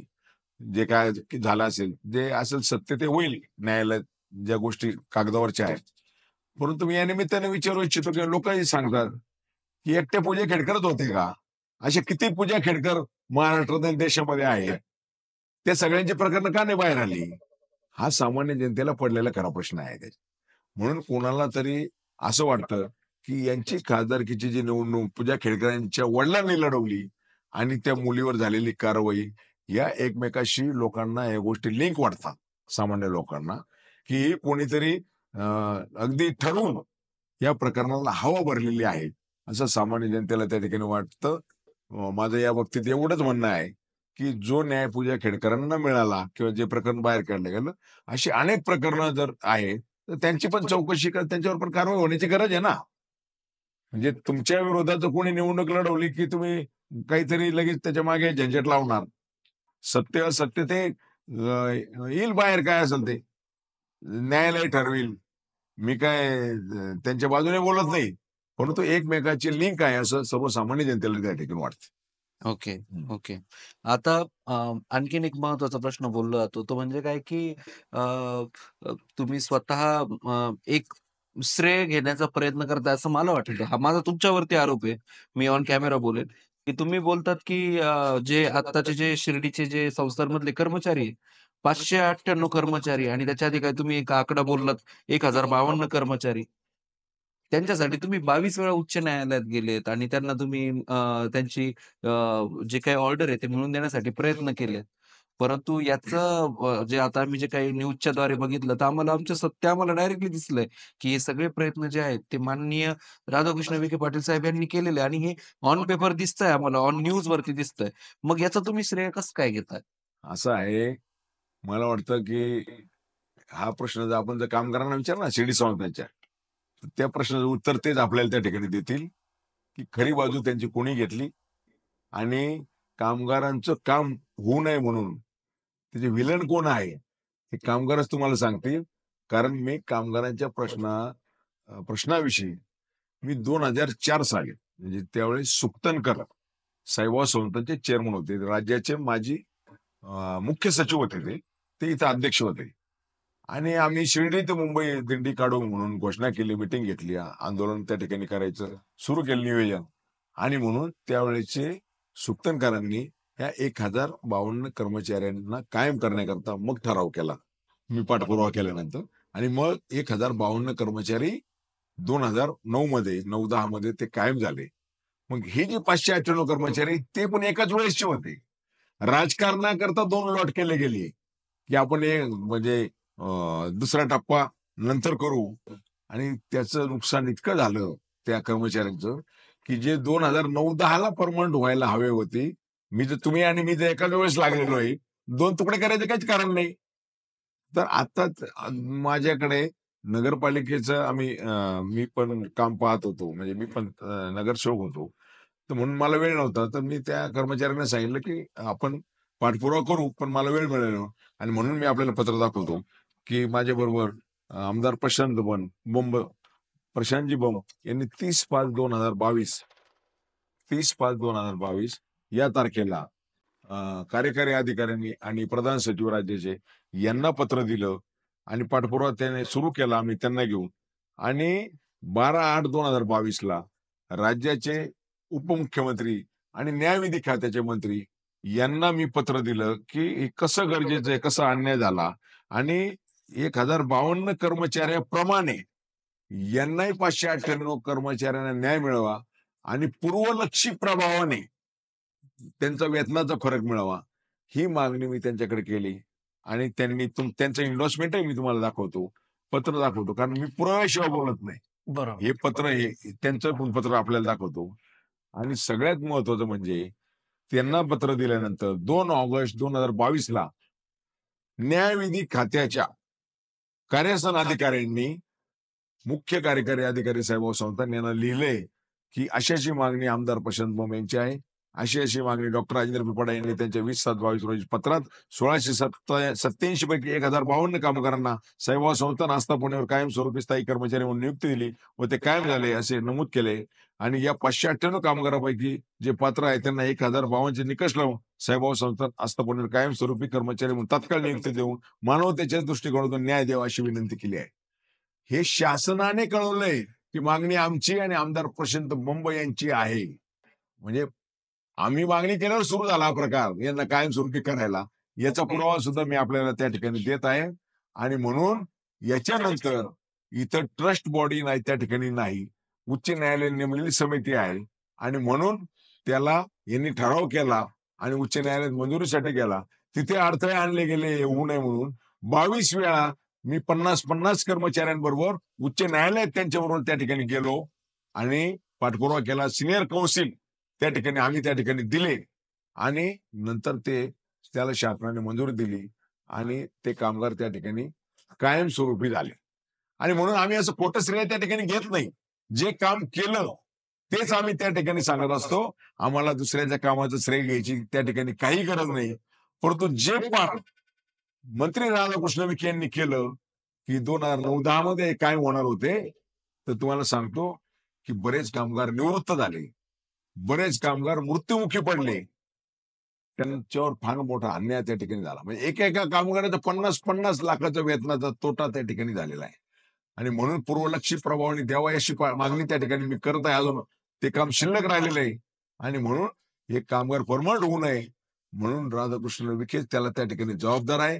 हे मीच काय, तुम्ही कामगारांना खाजगीचं विचारलं ना, आणि त्यांचे 2-4 बगल बच्चे सोडले, सर्व कामगारांना त्या ठिकाणी माहित आहे की आपल्या बाजूने कोण होतं आणि आपल्या विरोधी कोण होतं हे कामगारांना माहिती आहे. म्हणून कामगारांनी त्या ठिकाणी आपण तर पाहिलं असाल की माझा त्यांच्या परिवारासह येऊन त्या ठिकाणी सत्कार केला. हे महाराष्ट्र सकाळ सगळ्या वर्तमानपत्रामध्ये बातमी आलेली आहे.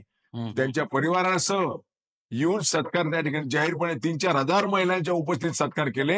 एवढंच काय, बरेचसे कामगार माझ्या घरी येऊन ताट येऊन ओळख होते आम्हाला. म्हणजे इतकं प्रेम त्या कामगारांच्या या सत्काराने आम्ही तर भारावून गेलो.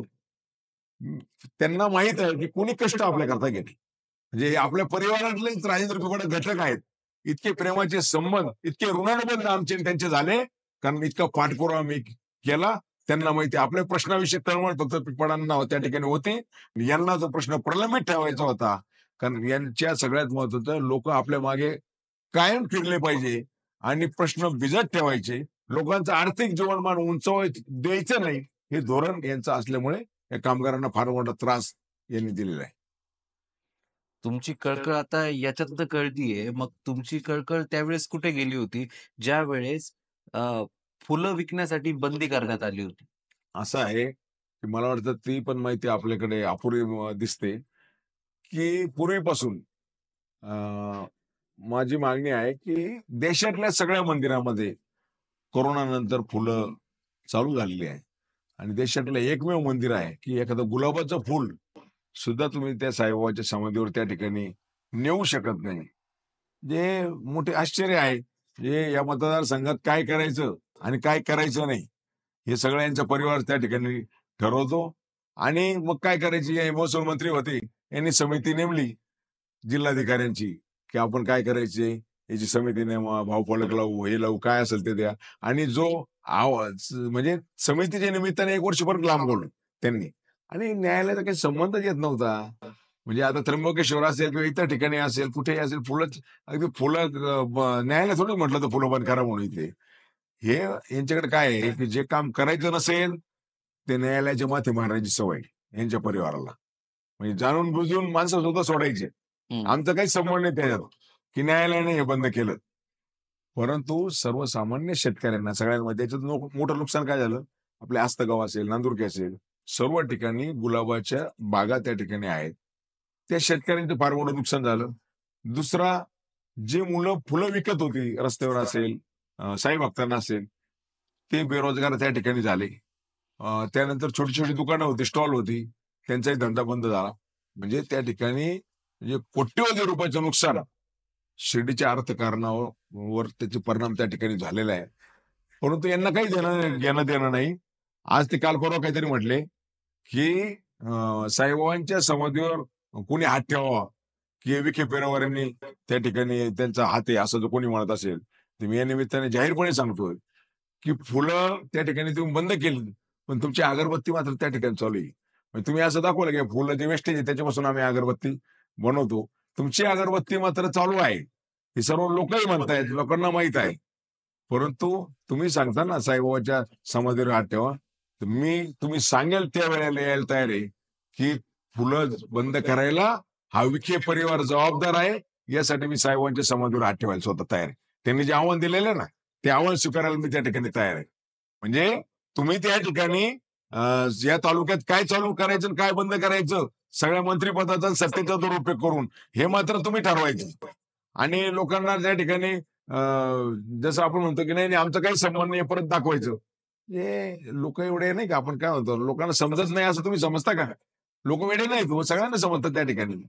आणि म्हणून त्यांनी अशा पद्धतीचं राजकारण म्हणजे लोकांच्या अन्नात माती कालवण्याचे जे प्रकार आहेत, मी जसं म्हटलं ना कामगारांच्या पोटावर त्या ठिकाणी गदा आली, एवढं 20-15-20 वर्ष नुकसान झाले, तसंच या परिसरातले शेतकरी आणि त्या ठिकाणी तरुण यांचं फार मोठं नुकसान झालेलं आहे. आणि अत्यंत चुकीचं, कोणाला आवडलेलं नाही पूल बंद करणं म्हणजे. अहो कुठे जा, घृष्णेश्वरला जा, बालाजीला जा, मला सांगा कुठल्या मंदिरात आमच्या ग्रामदैवत वीरभद्रमध्ये फुलं बंद असंच काही कारण नाही ना काही. साधी गोष्ट आहे की मंदिरात गेलं की आपली श्रद्धा असते, फुल न्यायचं, पूजा करायची, नमस्कार करायचा. तर हे सुद्धा तुम्ही जे बंद करता, गंभीर आहे ना ते. तुमच्याकडे मुलाखत घ्यायला येण्याच्या आधी मी थोडीशी ते चौकशी केली होती राहत्यामध्ये तुमच्याबद्दल. आमचं ते सवयच आहे, आम्ही प्रत्येकाची चौकशी करतो. तर त्यामध्ये मला एक असं जाणवलं, एक विनोदात्मकपणे आणि एक थोडंसं मला रुचलेला प्रश्न आहे तो मी विचारेन.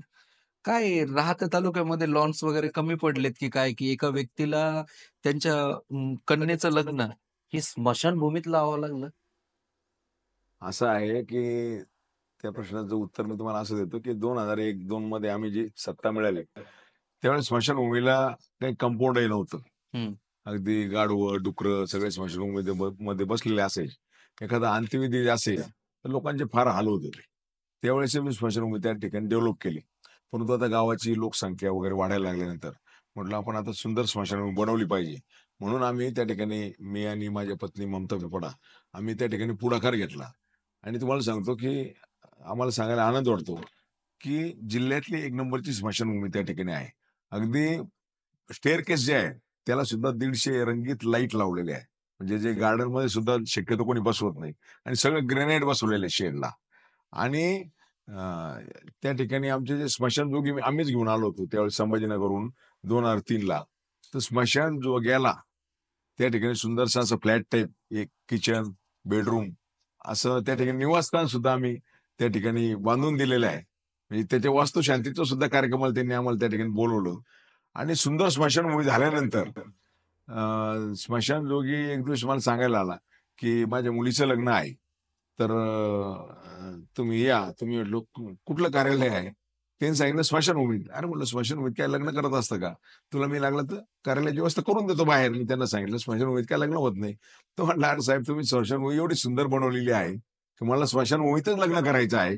माझी मुलं तिथं एम.ए. झाली. कारण आपले लोक कोणी राहायला तयार नसतात. तिथं शिक्षित, तिथं शिकली मुलं, मुलगा आणि मुलगी. तर तिथंच मला त्यांचं लग्न करायचंय असा हट्ट त्या स्मशानजोग्याने त्या ठिकाणी धरला. मग आम्ही, माझी पत्नी, माझा विषय झाला की कन्यादान करायचं आम्ही ठरवलं त्या ठिकाणी. त्यांना काही भांडी कुंडी इतर साहित्य, ते साहित्य आम्ही त्या ठिकाणी दिलं. आणि मग सर्वांच्या उपस्थितीत स्मशानभूमीत लग्न त्या ठिकाणी लागलं. आणि त्या स्मशानजोग्याची इच्छा त्या ठिकाणी पूर्ण झाली. आणि म्हणून आज माझं म्हणणं असतं की आपण प्रत्येक जण कोणाच्या अंत्यविधीला गेलो तर अर्धा तास त्या ठिकाणी बसवला तर त्यावेळेस जरा प्रसन्न वाटलं पाहिजे, नाही का? आम्हाला कुठलंही काम करायचं असेल तर ते क्वालिटीचं करायची, नीटनेटकं करायची, देखणं करायची सवय. म्हणजे एखादी बिल्डिंग जरी बांधायची असली ना आपण, तर ती कशी दिसेल असं आमचं त्या ठिकाणी विजन असतं. तर आपण पाहिलं असेल की त्यातल्या सगळ्या बिल्डिंग आपण पहा, सगळे ठोकळे बांधलेले सगळे, काही नाही. त्या व्यतिरिक्त तुम्ही जर येवल्याला गेलात तर भुजबळांनी इमारती बांधलेल्या आहे. त्याचं एलिव्हेशन पहा. किमान काहीतरी वाटलं पाहिजे ना, एखादं शहर आहे असं तर वाटलं पाहिजे. त्यामुळे स्मशानभूमीत गेल्यानंतर लोक त्या बाहेरगावचे जरी असले तर मला फोन करून सांगतात की तुमचं अभिनंदन, तुम्ही फार सुंदर स्मशानभूमी त्या ठिकाणी बनवली. आणि आम्हालाही समाधान आहे की एक चांगलं काम आपण त्या ठिकाणी करू शकलो, की लोक तिथे गेल्यावर आपलं नाव त्या ठिकाणी घेतात. आणि म्हणून ते आमच्या दृष्टीने अत्यंत समाधानाची बाब आहे. त्या राज्यभर गाजलं, म्हणजे सगळ्या चॅनलने त्या ठिकाणी दिलं की स्मशानभूमीत लग्न लागलं म्हणून असं. जर शिर्डी मतदारसंघामध्ये जर तुम्हाला लोकप्रतिनिधी म्हणून लोकांनी निवडून दिलं, तर तुम्ही अशा पद्धतीने विकास कामं कराल का? ज्या पद्धतीने एक स्मशानभूमी तुम्ही राहत्यासाठी बांधताय, ते 2002च्या काळामध्ये 2च्याच काळामध्ये ना? नाही, तर ती 2ला झाली आणि आता परत डबल दुसऱ्यांदा केली. आता 2 दुसऱ्यांदा केली. आता ओके. हां. मग जर तुम्ही जर अशा पद्धतीने जर तुम्ही डेव्हलपमेंट करताय, तर जर तुम्हाला लोकप्रतिनिधी म्हणून निवडून दिलं, तर तुमचे अशा पद्धतीचे उपक्रम कायमस्वरूपी चालूच राहतील, की जे आता आमच्या सारख्यांना सवय झालेली आहे, लोकप्रतिनिधी येतात, आश्वासनं देतात आणि आम्हाला काय अपेक्षित आहे, ते आम्ही अपेक्षित ठेवतो. तर तुम्ही तसेच असणार आहे, की खरंच तुम्ही काही विकासाच्या गोष्टी करणार आहात? तुम्हाला एक सांगू का मी, की शिर्डी मतदारसंघातील सर्व जनतेला माहिती आहे. एक मात्र, की राजेंद्र पिपाडा जर कधी आमदार झाले, तर हे परिवर्तन करू शकतील. म्हणजे यांना व्हिजन आहे. लोकांना 100% विश्वास आहे. म्हणजे नाही का, की माझं कसं माहिती आहे का, मी कुठल्या घोषणा करायच्या, कुठला जाहीरनामा काढायचा, असं मी नगरपालिकेकडे पण केलं नव्हतं, की मी छत्रपती शिवाजी महाराजांचा पुतळा आणेल, मी स्मशानभूमी सुंदर करेल, असं काहीच केलं नव्हतं. मी वेगवेगळे जॉगिंग ट्रॅक अहिल्यादेवींचे नावाने चांगले करेल, डॉक्टर बाबासाहेब आंबेडकरांच्या नावाने सुंदर जॉगिंग ट्रॅक करेल, पाणी योजना करेल. मी कुठलीच घोषणा केली नव्हती. माझं प्रत्यक्ष पूर्ती करण्यावर बरं आहे आणि चांगल्या पद्धतीची कामं हे करू शकतील. म्हणजे एक जसं आम्हाला तुम्हाला सांगू का, नगराध्यक्ष पालिकेला असतो, हे आम्हाला 2001 ला सत्ता मिळाल्यानंतर लोकांना समजायला लागलं. म्हणजे आम्ही वेगवेगळ्या राष्ट्रपुरुषांच्या जयंत्या साजऱ्या करायला सुरुवात केली नगरपालिकेत त्या काळात. त्या निमित्ताने त्या त्या समाजाच्या लोकांना, इतर समाजाच्या लोकांना बोलावणं पालिकेत आणि महिला सुद्धा त्या निमित्ताने सगळ्या महिला नगराध्यक्षांकडे यायला सुरुवात झाली. आपण जर इतर ठिकाणी पाहिलं, की एखादी महिला नगराध्यक्ष पतीच त्या ठिकाणी काम पाहतात. म्हणून मला सांगायला अभिमान आहे, की आम्ही दोघांनी म्हणजे मी पण हायेस्ट मध्ये नगरसेवक निवडून आलो होतो. दोघांनी खांद्याला खांदा लावून त्या ठिकाणी काम केलं आणि राहता शहराचा चेहरा मोहरा आम्ही बदलला आणि ते बदलल्यामुळे मला 2009 ची जी निवडणूक झाली ना, ती अत्यंत अटीतटीची अशी झाली. म्हणजे त्यावेळेस सुद्धा लोकांनी माझ्या विकासावर विश्वास ठेवला. आजही तुम्हाला सांगतो, लोकांना खात्री आहे, की राजेंद्र पिपळाचे आमदार झाले ना, आज जी परिस्थिती आहे ना शिर्डी नगर रस्त्याची, म्हणजे हजारो लोकांचे बळी त्या ठिकाणी जातात आणि तुम्हाला काही थोडीशी सुद्धा काही वाटत नाही. म्हणजे आपण जर त्या ठिकाणी पाहिलं तर कोलारचा जो पूल आहे ना, त्या पुलावर गेल्या काही वर्षापासून 2-2 तास ट्रॅफिक जाम असते. तिथले खड्डे जर पडले ना, ते सुद्धा बुजवले जात नव्हते. म्हणजे माझ्याकडे काही नसतंय, मी एससीना फोन करून ते खड्डे बुजवायला लावायचो. पण त्याच्यामध्ये प्रस्थापितांची काय चुकी आहे? कारण त्या ठिकाणी जे कॉन्ट्रॅक्टर येतात, ते जर थांबतच नाही, तर त्यांची तरी काय चुकी आहे यामध्ये? असं आहे मला वाटतं तुम्ही जर सर्वसामान्य जनतेला जर विचारलं ना खाजगीत, तर ते सुद्धा याचं उत्तर त्या ठिकाणी देतील. म्हणजे आमच्याकडे पद्धत काय माहिती का? जे स्वतः आपण करतो ना, म्हणजे जे आपण कृती करतो, ते आरोप मात्र दुसऱ्यावर करायची ही पद्धत या मतदारसंघात आहे. म्हणजे जसं आपण नाही का सांगितलं, संगमनेरला जाऊन बोलायचं घराणेशाहीच्या विरोधात. म्हणजे आपण पहा, म्हणजे यांच्या घरात सगळी पद्धत, पण संगमनेरला घराणेशाहीच्या विरोधात त्या ठिकाणी बोलणार. म्हणजे ज्या ज्या समस्या इथं आहेत, की ज्याला जबाबदार ते आहेत, मग ते संगमनेरला जाऊन बोलणार. तसंच कॉन्ट्रॅक्टर पळून कुठल्यातरी आमदारामुळे गेले, म्हणजे या चोराच्या उलट्या बोंबा आहेत. म्हणजे ज्याला जबाबदार आपण आहोत, लोकांना माहित आहे कोणी काय केलं ते आणि त्यामुळे आपल्यावर आरोप होत आहे, लोकांना आपल्याबद्दल शंका आहे, म्हणून आपण दुसऱ्यावर आरोप करून टाका, की काही आमदारांनी कमिशन मागितलं कॉन्ट्रॅक्टरकडे. काय करताय आपण? लोक इतके वेडे नाही हो. लोकांना समजायला लागलं, तुमच्या घरात खासदारकी, केंद्राचं मंत्रिपद, राज्याचं मंत्रिपद, सगळ्या सत्ता आणि तुमची सवय काय आहे? जो सत्तारूढ पक्ष असतो ना, त्या पक्षात तुम्ही प्रवेश करता. म्हणजे ती पण तुम्हाला अडचण नाही, की आपण विरोधी पक्षात आहे म्हणून आपल्याला काही करता येत नाही. म्हणजे सगळ्यात मोठी नामुष्कीची बाब या विखे परिवाराला आहे, की तुम्ही शिर्डी नगर रस्ता 25 वर्ष झाले तरी करू शकत नाही. लोक त्या ठिकाणी शिर्डीला येणारे जे लोक आहे ना, त्या ठिकाणी दर्शनाला येतात. ते महाराष्ट्रातल्या सरकारबद्दल आणि इथल्या लोकप्रतिनिधींबद्दल काय बोलतायत? जरा विचारा तुम्ही, त्यांच्या भावना काय आहेत? म्हणून मी या निमित्ताने सांगतो, की शिर्डी नगर रस्ता न होण्याला तुम्ही एवढी जे पदं भोगलेली आहेत, खासदारकी, आमदारकी, याला जबाबदार तुम्हीच आहात त्या ठिकाणी. तुम्ही हे करू शकले नाही आणि त्याचं खापर मात्र त्या ठिकाणी दुसऱ्यावर फोडायला जातात. परंतु तुम्हाला सांगतो, की 2 विषयामध्ये फार संतापाची भावना आहे विखेंच्या विषयी. एक तर शिर्डी नगर रस्ता आणि दुसरा दुधाला जो कमी भाव शेतकऱ्यांना मिळतोय ना, या 2 विषयात प्रचंड संतापाची भावना आहे, की हे दुग्ध विकास खात्याचे मंत्री आहेत, तरी यांना मिळत नाही. आणि म्हणून मी जे तुम्हाला सांगतो, की मला जर संधी मिळाली, संधी देणं जनतेच्या हातात आहे. तर शिर्डी नगर रस्ता असेल, दुधाचा हमी भाव असेल, त्यानंतर आमचं गोदावरी कॅनलचं नूतनीकरण, म्हणजे आमचे जे कॅनल पाहिले ना आपण, तर कॅनलच्या चाऱ्या व्हायला लागल्या आता. म्हणजे चाऱ्यापेक्षाही कमी अशी परिस्थिती झाली की पुढच्या पिढींना दाखवावं लागेल, इथं चारी होती, इथं कॅनल होता. म्हणजे बऱ्याच चाऱ्या तर बुजूनच गेल्या. आणि आमच्याकडे कॅनलचं पाणी सुद्धा आहे ना, कधी मिळतं? लोकांची पिके जाळल्यावर पाणी मिळतं. म्हणजे जाणीवपूर्वक हा जो गणेश परिसर आहे, ते शेतीला पाणी मिळू द्यायचं नाही आणि लोकांची राख रांगोळी करायची, हे षडयंत्र त्या ठिकाणी आहे. जसं मी सांगतो नेहमी की जसं निळवंड्याचं पाणी 55 वर्ष निळवंड्याचं धरण पूर्ण व्हायला लागलं, म्हणजे ज्यांनी जसं कामगाराच्या प्रश्नाला विरोध केला ना, तसं निळवंड धरण होऊ नये म्हणून ज्यांना विरोध केला यांच्या 3-3 पिढ्यांनी आणि 4-4 पिढ्या लोकांच्या खपल्या त्या ठिकाणी. आणि आज सांगतात ते त्यांच्या कार्यकर्त्यांमार्फत स्वतः सांगतात, अरे आम्ही लोकांना पाणी दिलं. अरे किती खोटं बोलता, अजून चाऱ्याच झालेलं नाही. अहो आम्ही शेतकरी आहे ना, दुसऱ्याला बसू शकतात, अजून चाऱ्याच झालं नाही तर शेतकऱ्याच्या शेतात पाणी जाईल कसं? म्हणजे मूर्खात काढतात का तुम्ही? मी 2004 ला स्वतः पाहिलं, यांनी जेसीबी आणले, रांगोळ्या टाकल्या आणि उद्घाटन केली आणि लगेच 2 वर्षात तुम्हाला पाणी त्या ठिकाणी येईल. आणि जिरायत भागातल्या आमच्या तुम्हाला सांगतो शेतकऱ्यांची अवस्था इतकी कठीण झालेली आहे की घराघरात मानसिक रुग्ण त्या ठिकाणी तयार झालेले आहेत. मेडिकलमध्ये गेले तर डॉक्टरच्या चिठ्ठ्या आपण लिहिलेल्या पाहिल्या तर सगळ्या मानसिक त्या ठिकाणी आजारी ग्रॅज्युएट झालेले तरुण मुलं डिग्र्याच्या पुंगळ्या त्या ठिकाणी घेऊन फिरतायत. आणि त्यांना त्या ठिकाणी जर पाणी असतं त्यांच्या शेतीला तर त्यांनी त्यांची शेती समृद्ध त्या ठिकाणी केली असती, परंतु निळवंड्याचं पाणी तर आलं नाही.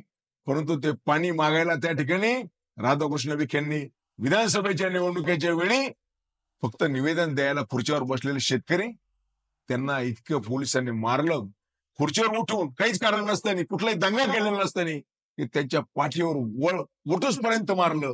आणि मी तुम्हाला अजूनही सांगतो की जिरायत भागातले जे शेतकरी आहे ना, ते शेतकरी त्यांचे पाठीवरचे वळ त्या ठिकाणी विसरलेले नाहीत. 55 वर्ष झाले आपण पाणी देत नाही, पण त्यांना मारहाण त्या ठिकाणी केली जाते त्या शेतकऱ्यांना. आणि म्हणून निळवंड्याचं मी तसं तुम्हाला सांगतो, तसंच नगर शिर्डी रस्त्यात झालं. लोक आता बोलायला लागलेलं आहे की शिर्डी नगर रस्ता म्हणजे निळवंड्याचं धरण झालेलं आहे. म्हणजे जसं निळवंड्याला 55 वर्ष लागली, याला 25 वर्ष होऊन गेले आणि आता लोकांना त्या ठिकाणी सांगतायत की 6 महिन्यात रस्ता करून देऊ. तुम्हाला कोणी अडवलं होतं याच्या अगोदर करायला? विरोधी पक्षाचे आमदार खासदार कोणी नव्हतं, नाही तर तुम्हीच होते ना. म्हणजे फक्त जसे निवडणुकीची घोषणा करायचे तसे गेल्या 15 वर्षापासून लोकांना सांगतायत प्रत्येक निवडणूक आली का आता 6 महिन्यात करू. आणि आता तुम्हाला चित्र दिसायला लागलं, लगेच अधिकाऱ्यांना आधारित धरतात आणि दुर्बिणी घेऊन लोक त्या ठिकाणी फिरतात, जसं काय काम त्या ठिकाणी चालू झालं. काय करतायत आपण? जसं मी सांगितलं ना, रांगोळ्या काढत होते, जेसीबी आणायचं, रांगोळ्या काढायचं आणि आपण निवडणुकीचं काम सुरू केलेलं दाखवायचं. असं या शिर्डी नगर रस्त्यात, म्हणून लोक आता विनोदाने सांगतात की शिर्डी नगर रस्ता म्हणजे निळवंड धरण झालेला आहे.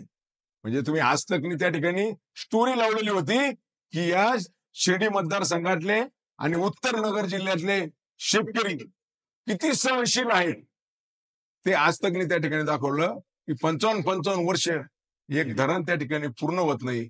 आणि आज धरण पूर्ण होऊन 8 वर्ष झाले, परंतु त्याचं पाणी अजूनही त्या जिरायत भागातल्या शेतकऱ्यांना मिळू नये त्यांची इच्छा आहे. अजूनही 1-2 निवडणुका त्याच्यावर काढायच्या, म्हणून चाऱ्या त्या ठिकाणी होऊ देत नाही. म्हणून मी तुम्हाला सांगतो, आपण जर जिरायत भागात गेला नाही, केरवड, कोरळ, डोराळ, अत्यंत विशेष चित्र आहे.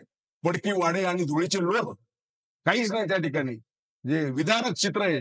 म्हणजे आपण एखाद्या वाळवंटात आलोय की काय अशा परिस्थिती आहे. एकीकडे आपण शिर्डी पाहतो साईबाबांचं आणि शिर्डीच्या आजूबाजूला असलेली गावं पाहतो. अत्यंत विदारक अशी परिस्थिती आहे की आपल्याला ते पाहून हे अत्यंत अस्वस्थ आपण होऊन जातो की तुम्ही 4-4 पिढ्या या ठिकाणी राज्य केलं आणि तरी 10-12 किलोमीटर ही अवस्था तुमची. आणि सांगतात की आम्ही विकास केला म्हणून. हा तुमचा विकास आहे का? तुमचा विकास म्हणजे फक्त घोषणा आहे, अंमलबजावणी मात्र शून्य आहे. आणि या पैशातनं सत्तेतनं पैसा, एवढंच या विखे परिवाराने या ठिकाणी काम केलेलं आहे. आणि मला वाटतं की आता सर्वसामान्य जनतेच्या लक्षात आलेलं आहे सर्व. नक्कीच तुमचे विचार या ठिकाणी पोहोचलेत, परंतु आता माझा तुम्हाला जाता एक शेवटचा प्रश्न असणार आहे. 4 चाकी गाडी स्टेबल चालू शकते, पण 4 चाकी गाडी स्टेबल चालते, परंतु 3 चाकी गाडी थोडीशी स्टेबल चालायला थोडी अडचण येते. त्यात आपली निशाणी पडते ऑटो रिक्षा. आता ह्या ऑटो रिक्षाला जर मुंबईच्या मंत्रालयात पोहोचायचं असेल, तर समृद्धी महामार्ग अगदी योग्य आहे. पण आता हा नगर मनमाडचा जो खडतर मार्ग आहे, यातनं तुमची ऑटो रिक्षा सक्सेसफुली चालेल का? असं आहे, आम्ही 2001 ची जी निवडणूक जिंकली ना, तेव्हा माझं चिन्ह होतं एसटी बस. बस होती त्यावेळेस. म्हणजे हां. त्यावेळेस सुद्धा लोकांना वाटायचे एसटी बस सर्वसामान्यांची आहे. तशी रिक्षा सुद्धा म्हणजे सर्वसामान्यांची आहे. अगदी कोणालाही शिर्डीला हात येऊन एकमेकाला जायचं, कुठे जायचं असेल, लोक सहज रिक्षाला त्या ठिकाणी हात करतात. आणि म्हणून मला खात्री आहे, की ही आमची सर्वसामान्यांची रिक्षा आहे. आणि त्यामुळे येणाऱ्या या निवडणुकीमध्ये अगदी सर्वसामान्य लोक सगळे शेतकरी असतील, कामगार असतील, वंचित असतील, कष्टकरी असतील, व्यापारी असतील, सगळे लोक आमची जी निशाणी आहे ऑटो रिक्षा, त्या ऑटो रिक्षाच्या चिन्हासमोरील बटन दाबतील असा विश्वास या निमित्ताने माझ्यासारख्याला त्या ठिकाणी वाटतो. कारण आम्ही इतकी कामं केलेली आहे. हा एक नक्की आहे की माझ्याकडे काही साखर कारखान्यांसारख्या सत्ता नाही. म्हणजे यांच्याकडे जी सगळी सत्ता स्थानं आहे म्हणजे आता, ती मात्र माझ्याकडे नाही अशी. म्हणजे यांच्याकडे मुबलक पैसा आहे, प्रचंड सामुग्री आहे. मीडिया जर आपण त्या ठिकाणी पाहिला, तर आपण जर पाहिलं असेल या गेल्या 15 दिवसापासून, तर सगळ्या एकतर्फी बातम्या त्या ठिकाणी छापल्या जातात. दुसऱ्याची बाजू येऊ नये. आमचं म्हणणं काय आहे, की तुम्ही छापा, तुम्ही काय तुम्हाला छापायचं असेल, पण दुसऱ्याची बाजू तर आली पाहिजे ना. दुसऱ्याच्या बातम्या छापायच्या नाही, याच्यासाठी व्यवस्था केली जाते. ही लोकशाहीच्या दृष्टीने अत्यंत घातक असं आहे.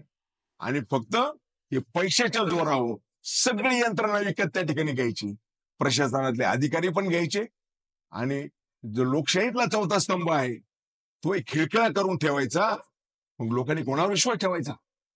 म्हणून तुम्हाला सांगतो की अत्यंत दबावाचं राजकारण या मतदारसंघात आहे. परंतु मी मगाशी जसं सांगायला विसरलो, की भयमुक्त शिर्डी मतदारसंघ करायची माझी त्या ठिकाणी इच्छा आहे. कारण गुंडगिरी आणि दहशत इतकी पितापुत्रांची आहे, की माझ्यासारखा सामान्य कार्यकर्ता फक्त त्या ठिकाणी एका देशाच्या निमित्ताने अन्नदान होतं आमच्या परिवारातर्फे विखेंच्या लोणी गावाशेजारी, आणि फक्त कीर्तन चालू होतं महिला कीर्तनकारांचं. मी, माझी पत्नी, मुलगा सगळं होतं. लगेच आडत आले अंगावर आमच्या, आमच्या गावात कशाला आले? अरे काय म्हणजे डॉक्टर बाबासाहेब आंबेडकरांच्या संविधानाने आम्हाला अधिकार दिलेला आहे. आम्ही कुठल्याही गावात जाऊ शकतो, लोकांशी संवाद करू शकतो. म्हणजे कीर्तनाला बसलेलो असताना सुद्धा अंगावर लोक सोडायचे हल्ला करायला. आणि गणपतीच्या आरतीला त्यानंतर रुई गावात मी गेलो, तर तिथेही लोक त्या ठिकाणी, मी फक्त गेलो आणि मारुतीचं दर्शन करायला गेलो, 4-5 लोक भेटले. 1 सेकंद, फक्त 1 मिनिट पण नसेल बोलत होतो, लगेच आमच्या गावात कशाला आले? आणि सगळ्यात गंभीर असं आहे की ज्या लोकांनी अडवलं त्या लोकांचं कौतुक सुजय विखेंनी नंतर भाषणात केलं, की तुम्ही अडवल्यामुळे तुमच्या गावाचे सगळे अर्ज आता मंजूर करणार म्हणून. अरे काय करताय आपण? म्हणजे जसं मी तुम्हाला सांगतो की त्यांनी एक नाही का बक्षीस दिल्यासारखं केलं, तुपडांना अडवलं. म्हणजे जसं ते जयश्रीताई थोरात म्हणजे ते आमच्या भगिनीच आहे. म्हणजे महिलांबद्दल जर तुमच्या व्यासपीठावर तुम्ही नियुक्त केलेला अध्यक्ष जर अत्यंत असभ्य आणि घाणेरड्या भाषेत, ठीक आहे राजकारण ते काँग्रेसचे असतील, परंतु तुम्हाला बोलायचा अधिकार नाही ना. अत्यंत अश्लील आणि घाणेरड्या भाषेत तुम्ही ऐकू शकत नाही, अशा शब्दात जर सुजय विखेंच्या समोर तो मनुष्य बोलतोय देशमुख नावाचा, आणि तुम्ही सांगताय की देशमुख तुम्हाला पुढच्या सभेत मी याच्यापेक्षा जास्त वेळ देतोय, म्हणजे तुम्ही त्यांना प्रशस्ती पत्रक देताय ना त्या देशमुखांना. म्हणून त्याला जबाबदारी जी आहे ना, मी सांगतो त्या विषयात देशमुखांच्या वक्तव्याला हे जबाबदारी, हे प्रोत्साहन देत असतात. जसं आम्हाला गावबंदी करा म्हणून प्रोत्साहन द्यायचं, तसं आपल्या विरोधात जो कोणी बोलत असेल, तर ती महिला जरी असेल तर त्या महिलेला सुद्धा खाली मान घालावी लागेल, अशा पद्धतीचं तिच्याबद्दल भाषा वापरायला लावायची, आणि साधा निषेध सुद्धा करायचा नाही. म्हणजे काय तुम्ही काय करता, यांना भान नाही. मी पूर्वीपासून सांगतोय, या विखे पिता पुत्रांना आपण काय वागतोय, समाजात काय संदेश देतोय, याचं भान सुद्धा त्यांना राहिलेलं नाही. की आपण युवकांमध्ये काय संदेश देणार आहे, समाजामध्ये काय संदेश देणार आहे, याचा विचार सुद्धा त्या ठिकाणी करत नाही. आपल्या विरोधात कोणी लढत असेल त्याची बदनामी करा, त्याच्या विरोधात वेगळे नेरेटिव्ह त्या ठिकाणी लोकांमध्ये पाठवा, लोक त्याला बदनाम करा. म्हणजे त्यांची एक टीमच आहे. म्हणजे जसं राजेंद्र पिपाडा त्यांनी सांगितलं, अरे विमानाने त्या ठिकाणी गेले आणि आता आम्ही त्यांना आमचे नेते त्या ठिकाणी मोठी रक्कम देणार आहे आणि ते अर्ज त्या ठिकाणी काढणार आहे, अशी चर्चा सुरू केली. आणि ज्या वेळेस माझी चर्चा झाल्यानंतर लोकांना विड्रॉलची तारीख आणि वेळ संपली आणि जेव्हा लोकांना कळालं की राजेंद्र पिपाडांनी फॉर्म काढला नाही, मग लोकांना लक्षात आलं, अरे यांच्याबद्दल एक खोटे बदनामी करत वक्तव्य त्या ठिकाणी करत होते आणि यांना दणदणीत चपराक त्या ठिकाणी बसली. म्हणजे मी अर्ज आता त्या ठिकाणी काढणार आणि पिपाडा मॅनेज झाले. आम्हाला 34-35 वर्षात आम्हाला मॅनेज करणारा कोणी पैदा झाला नाही. सर्वसामान्य जनतेचा आमच्यावर विश्वास आहे की आम्ही कधी मॅनेज होणार नाही. आणि आता लोकांना त्या ठिकाणी सांगतात त्याच्यानंतर ते झाल्यानंतर की नाही, की यांनीच उभं केलं म्हणे यांना. अहो काय बोलताय तुम्ही? म्हणजे एक खोटी गोष्ट संपली, सिद्ध झालं का दुसरी खोटी बोलायची. मी गेल्या 5 वर्षापासून त्या ठिकाणी म्हणजे 2009ची निवडणूक झाली, 2014ला मला त्या ठिकाणी त्यांनी मला पक्षाने म्हणजे तिकीट मिळवून दिलं आणि सेनेचं.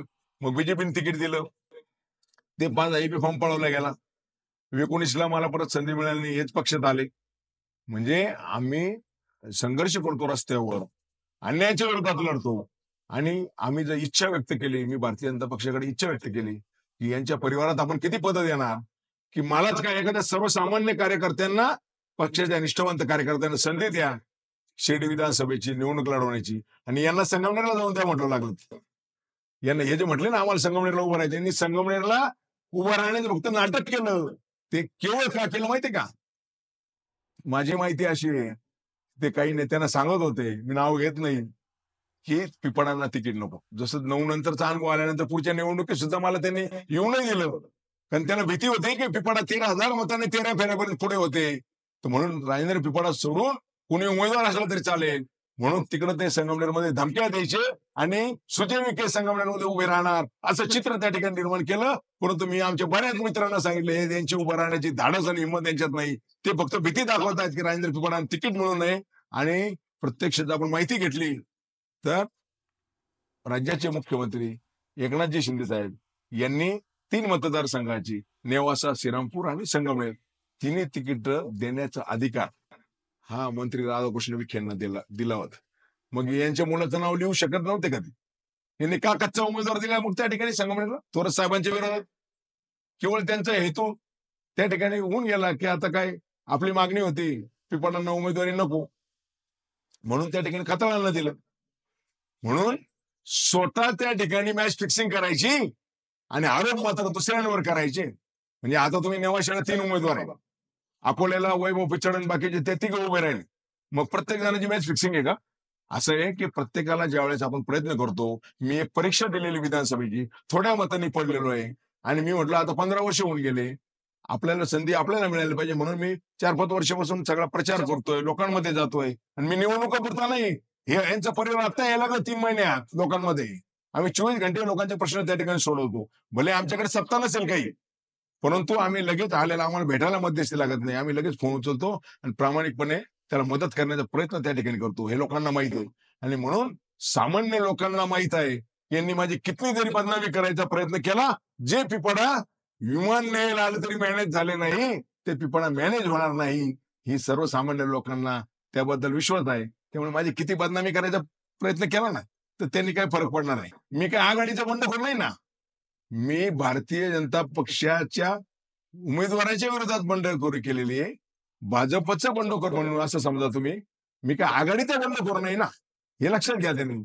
त्यामुळे ते काय डिवाइड करायचं काय करायचं प्रश्न नाही. प्रत्येकाला इच्छा व्यक्त करण्याचा, उभं राहण्याचा अधिकार आहे, त्याप्रमाणे मी उभं राहिलो. बरोबर. सर, तुम्ही दिलेल्या माहितीबद्दल खूप खूप धन्यवाद. मित्रांनो, तुम्हाला या पॉडकास्टद्वारे, या मुलाखतीद्वारे तुमचं काय मत आहे नक्की कमेंटमध्ये सांगा. आपण पुढचा एक सेकंड पार्ट सुद्धा सरांसोबत घेण्याचा प्रयत्न करूयात. आणि अजूनही तुम्हाला परिसरातील कुणाकुणाच्या मुलाखती आमच्या पेजवरती बघायच्या आहेत, कमेंटमध्ये नक्की सांगा. आम्ही नक्कीच त्या मुलाखती तुमच्यापर्यंत घेऊन येऊन जे समाजातील जे महत्त्वाचे प्रश्न आहेत त्यांना सोडवण्याचा प्रयत्न करू. सर, तुम्ही जो वेळ दिला त्याबद्दल खूप खूप धन्यवाद आणि तुमचे खूप खूप आभार. जाता आपल्याला काही संदेश द्यायचा असेल तर आपण तो देऊ शकता. शिर्डी मतदारसंघामध्ये आम्ही जे वेगवेगळे दौरे करतोय, वेगवेगळ्या लोकांना भेटतोय, तर माझं असं लक्षात आलंय की लोक परिवर्तनाच्या मूडमध्ये आहे. 100% शिर्डी मतदारसंघामध्ये लोक परिवर्तन त्या ठिकाणी करणार आहे. कारण शेतकरी असेल, कामगार असतील, कष्टकरी असतील, बेरोजगार युवक असेल, शिर्डी नगर रस्त्याने त्रस्त झालेले नागरिक असतील, ज्यांच्या कुटुंबातले बळी गेलेले आहेत ते नागरिक असतील, गुलाबाचे शेती करणारे शेतकरी असतील, या सर्व लोकांनी ठरवलेलं आहे की बदल आपल्याला घडवायचा आहे. आणि मला खात्री आहे की लोक निश्चितपणे मला त्या ठिकाणी संधी देतील.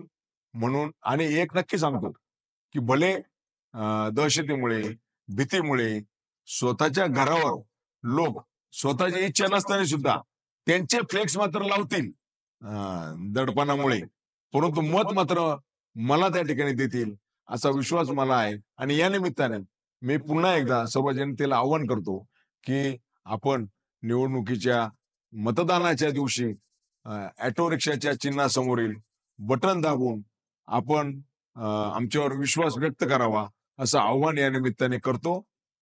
नमस्कार, धन्यवाद.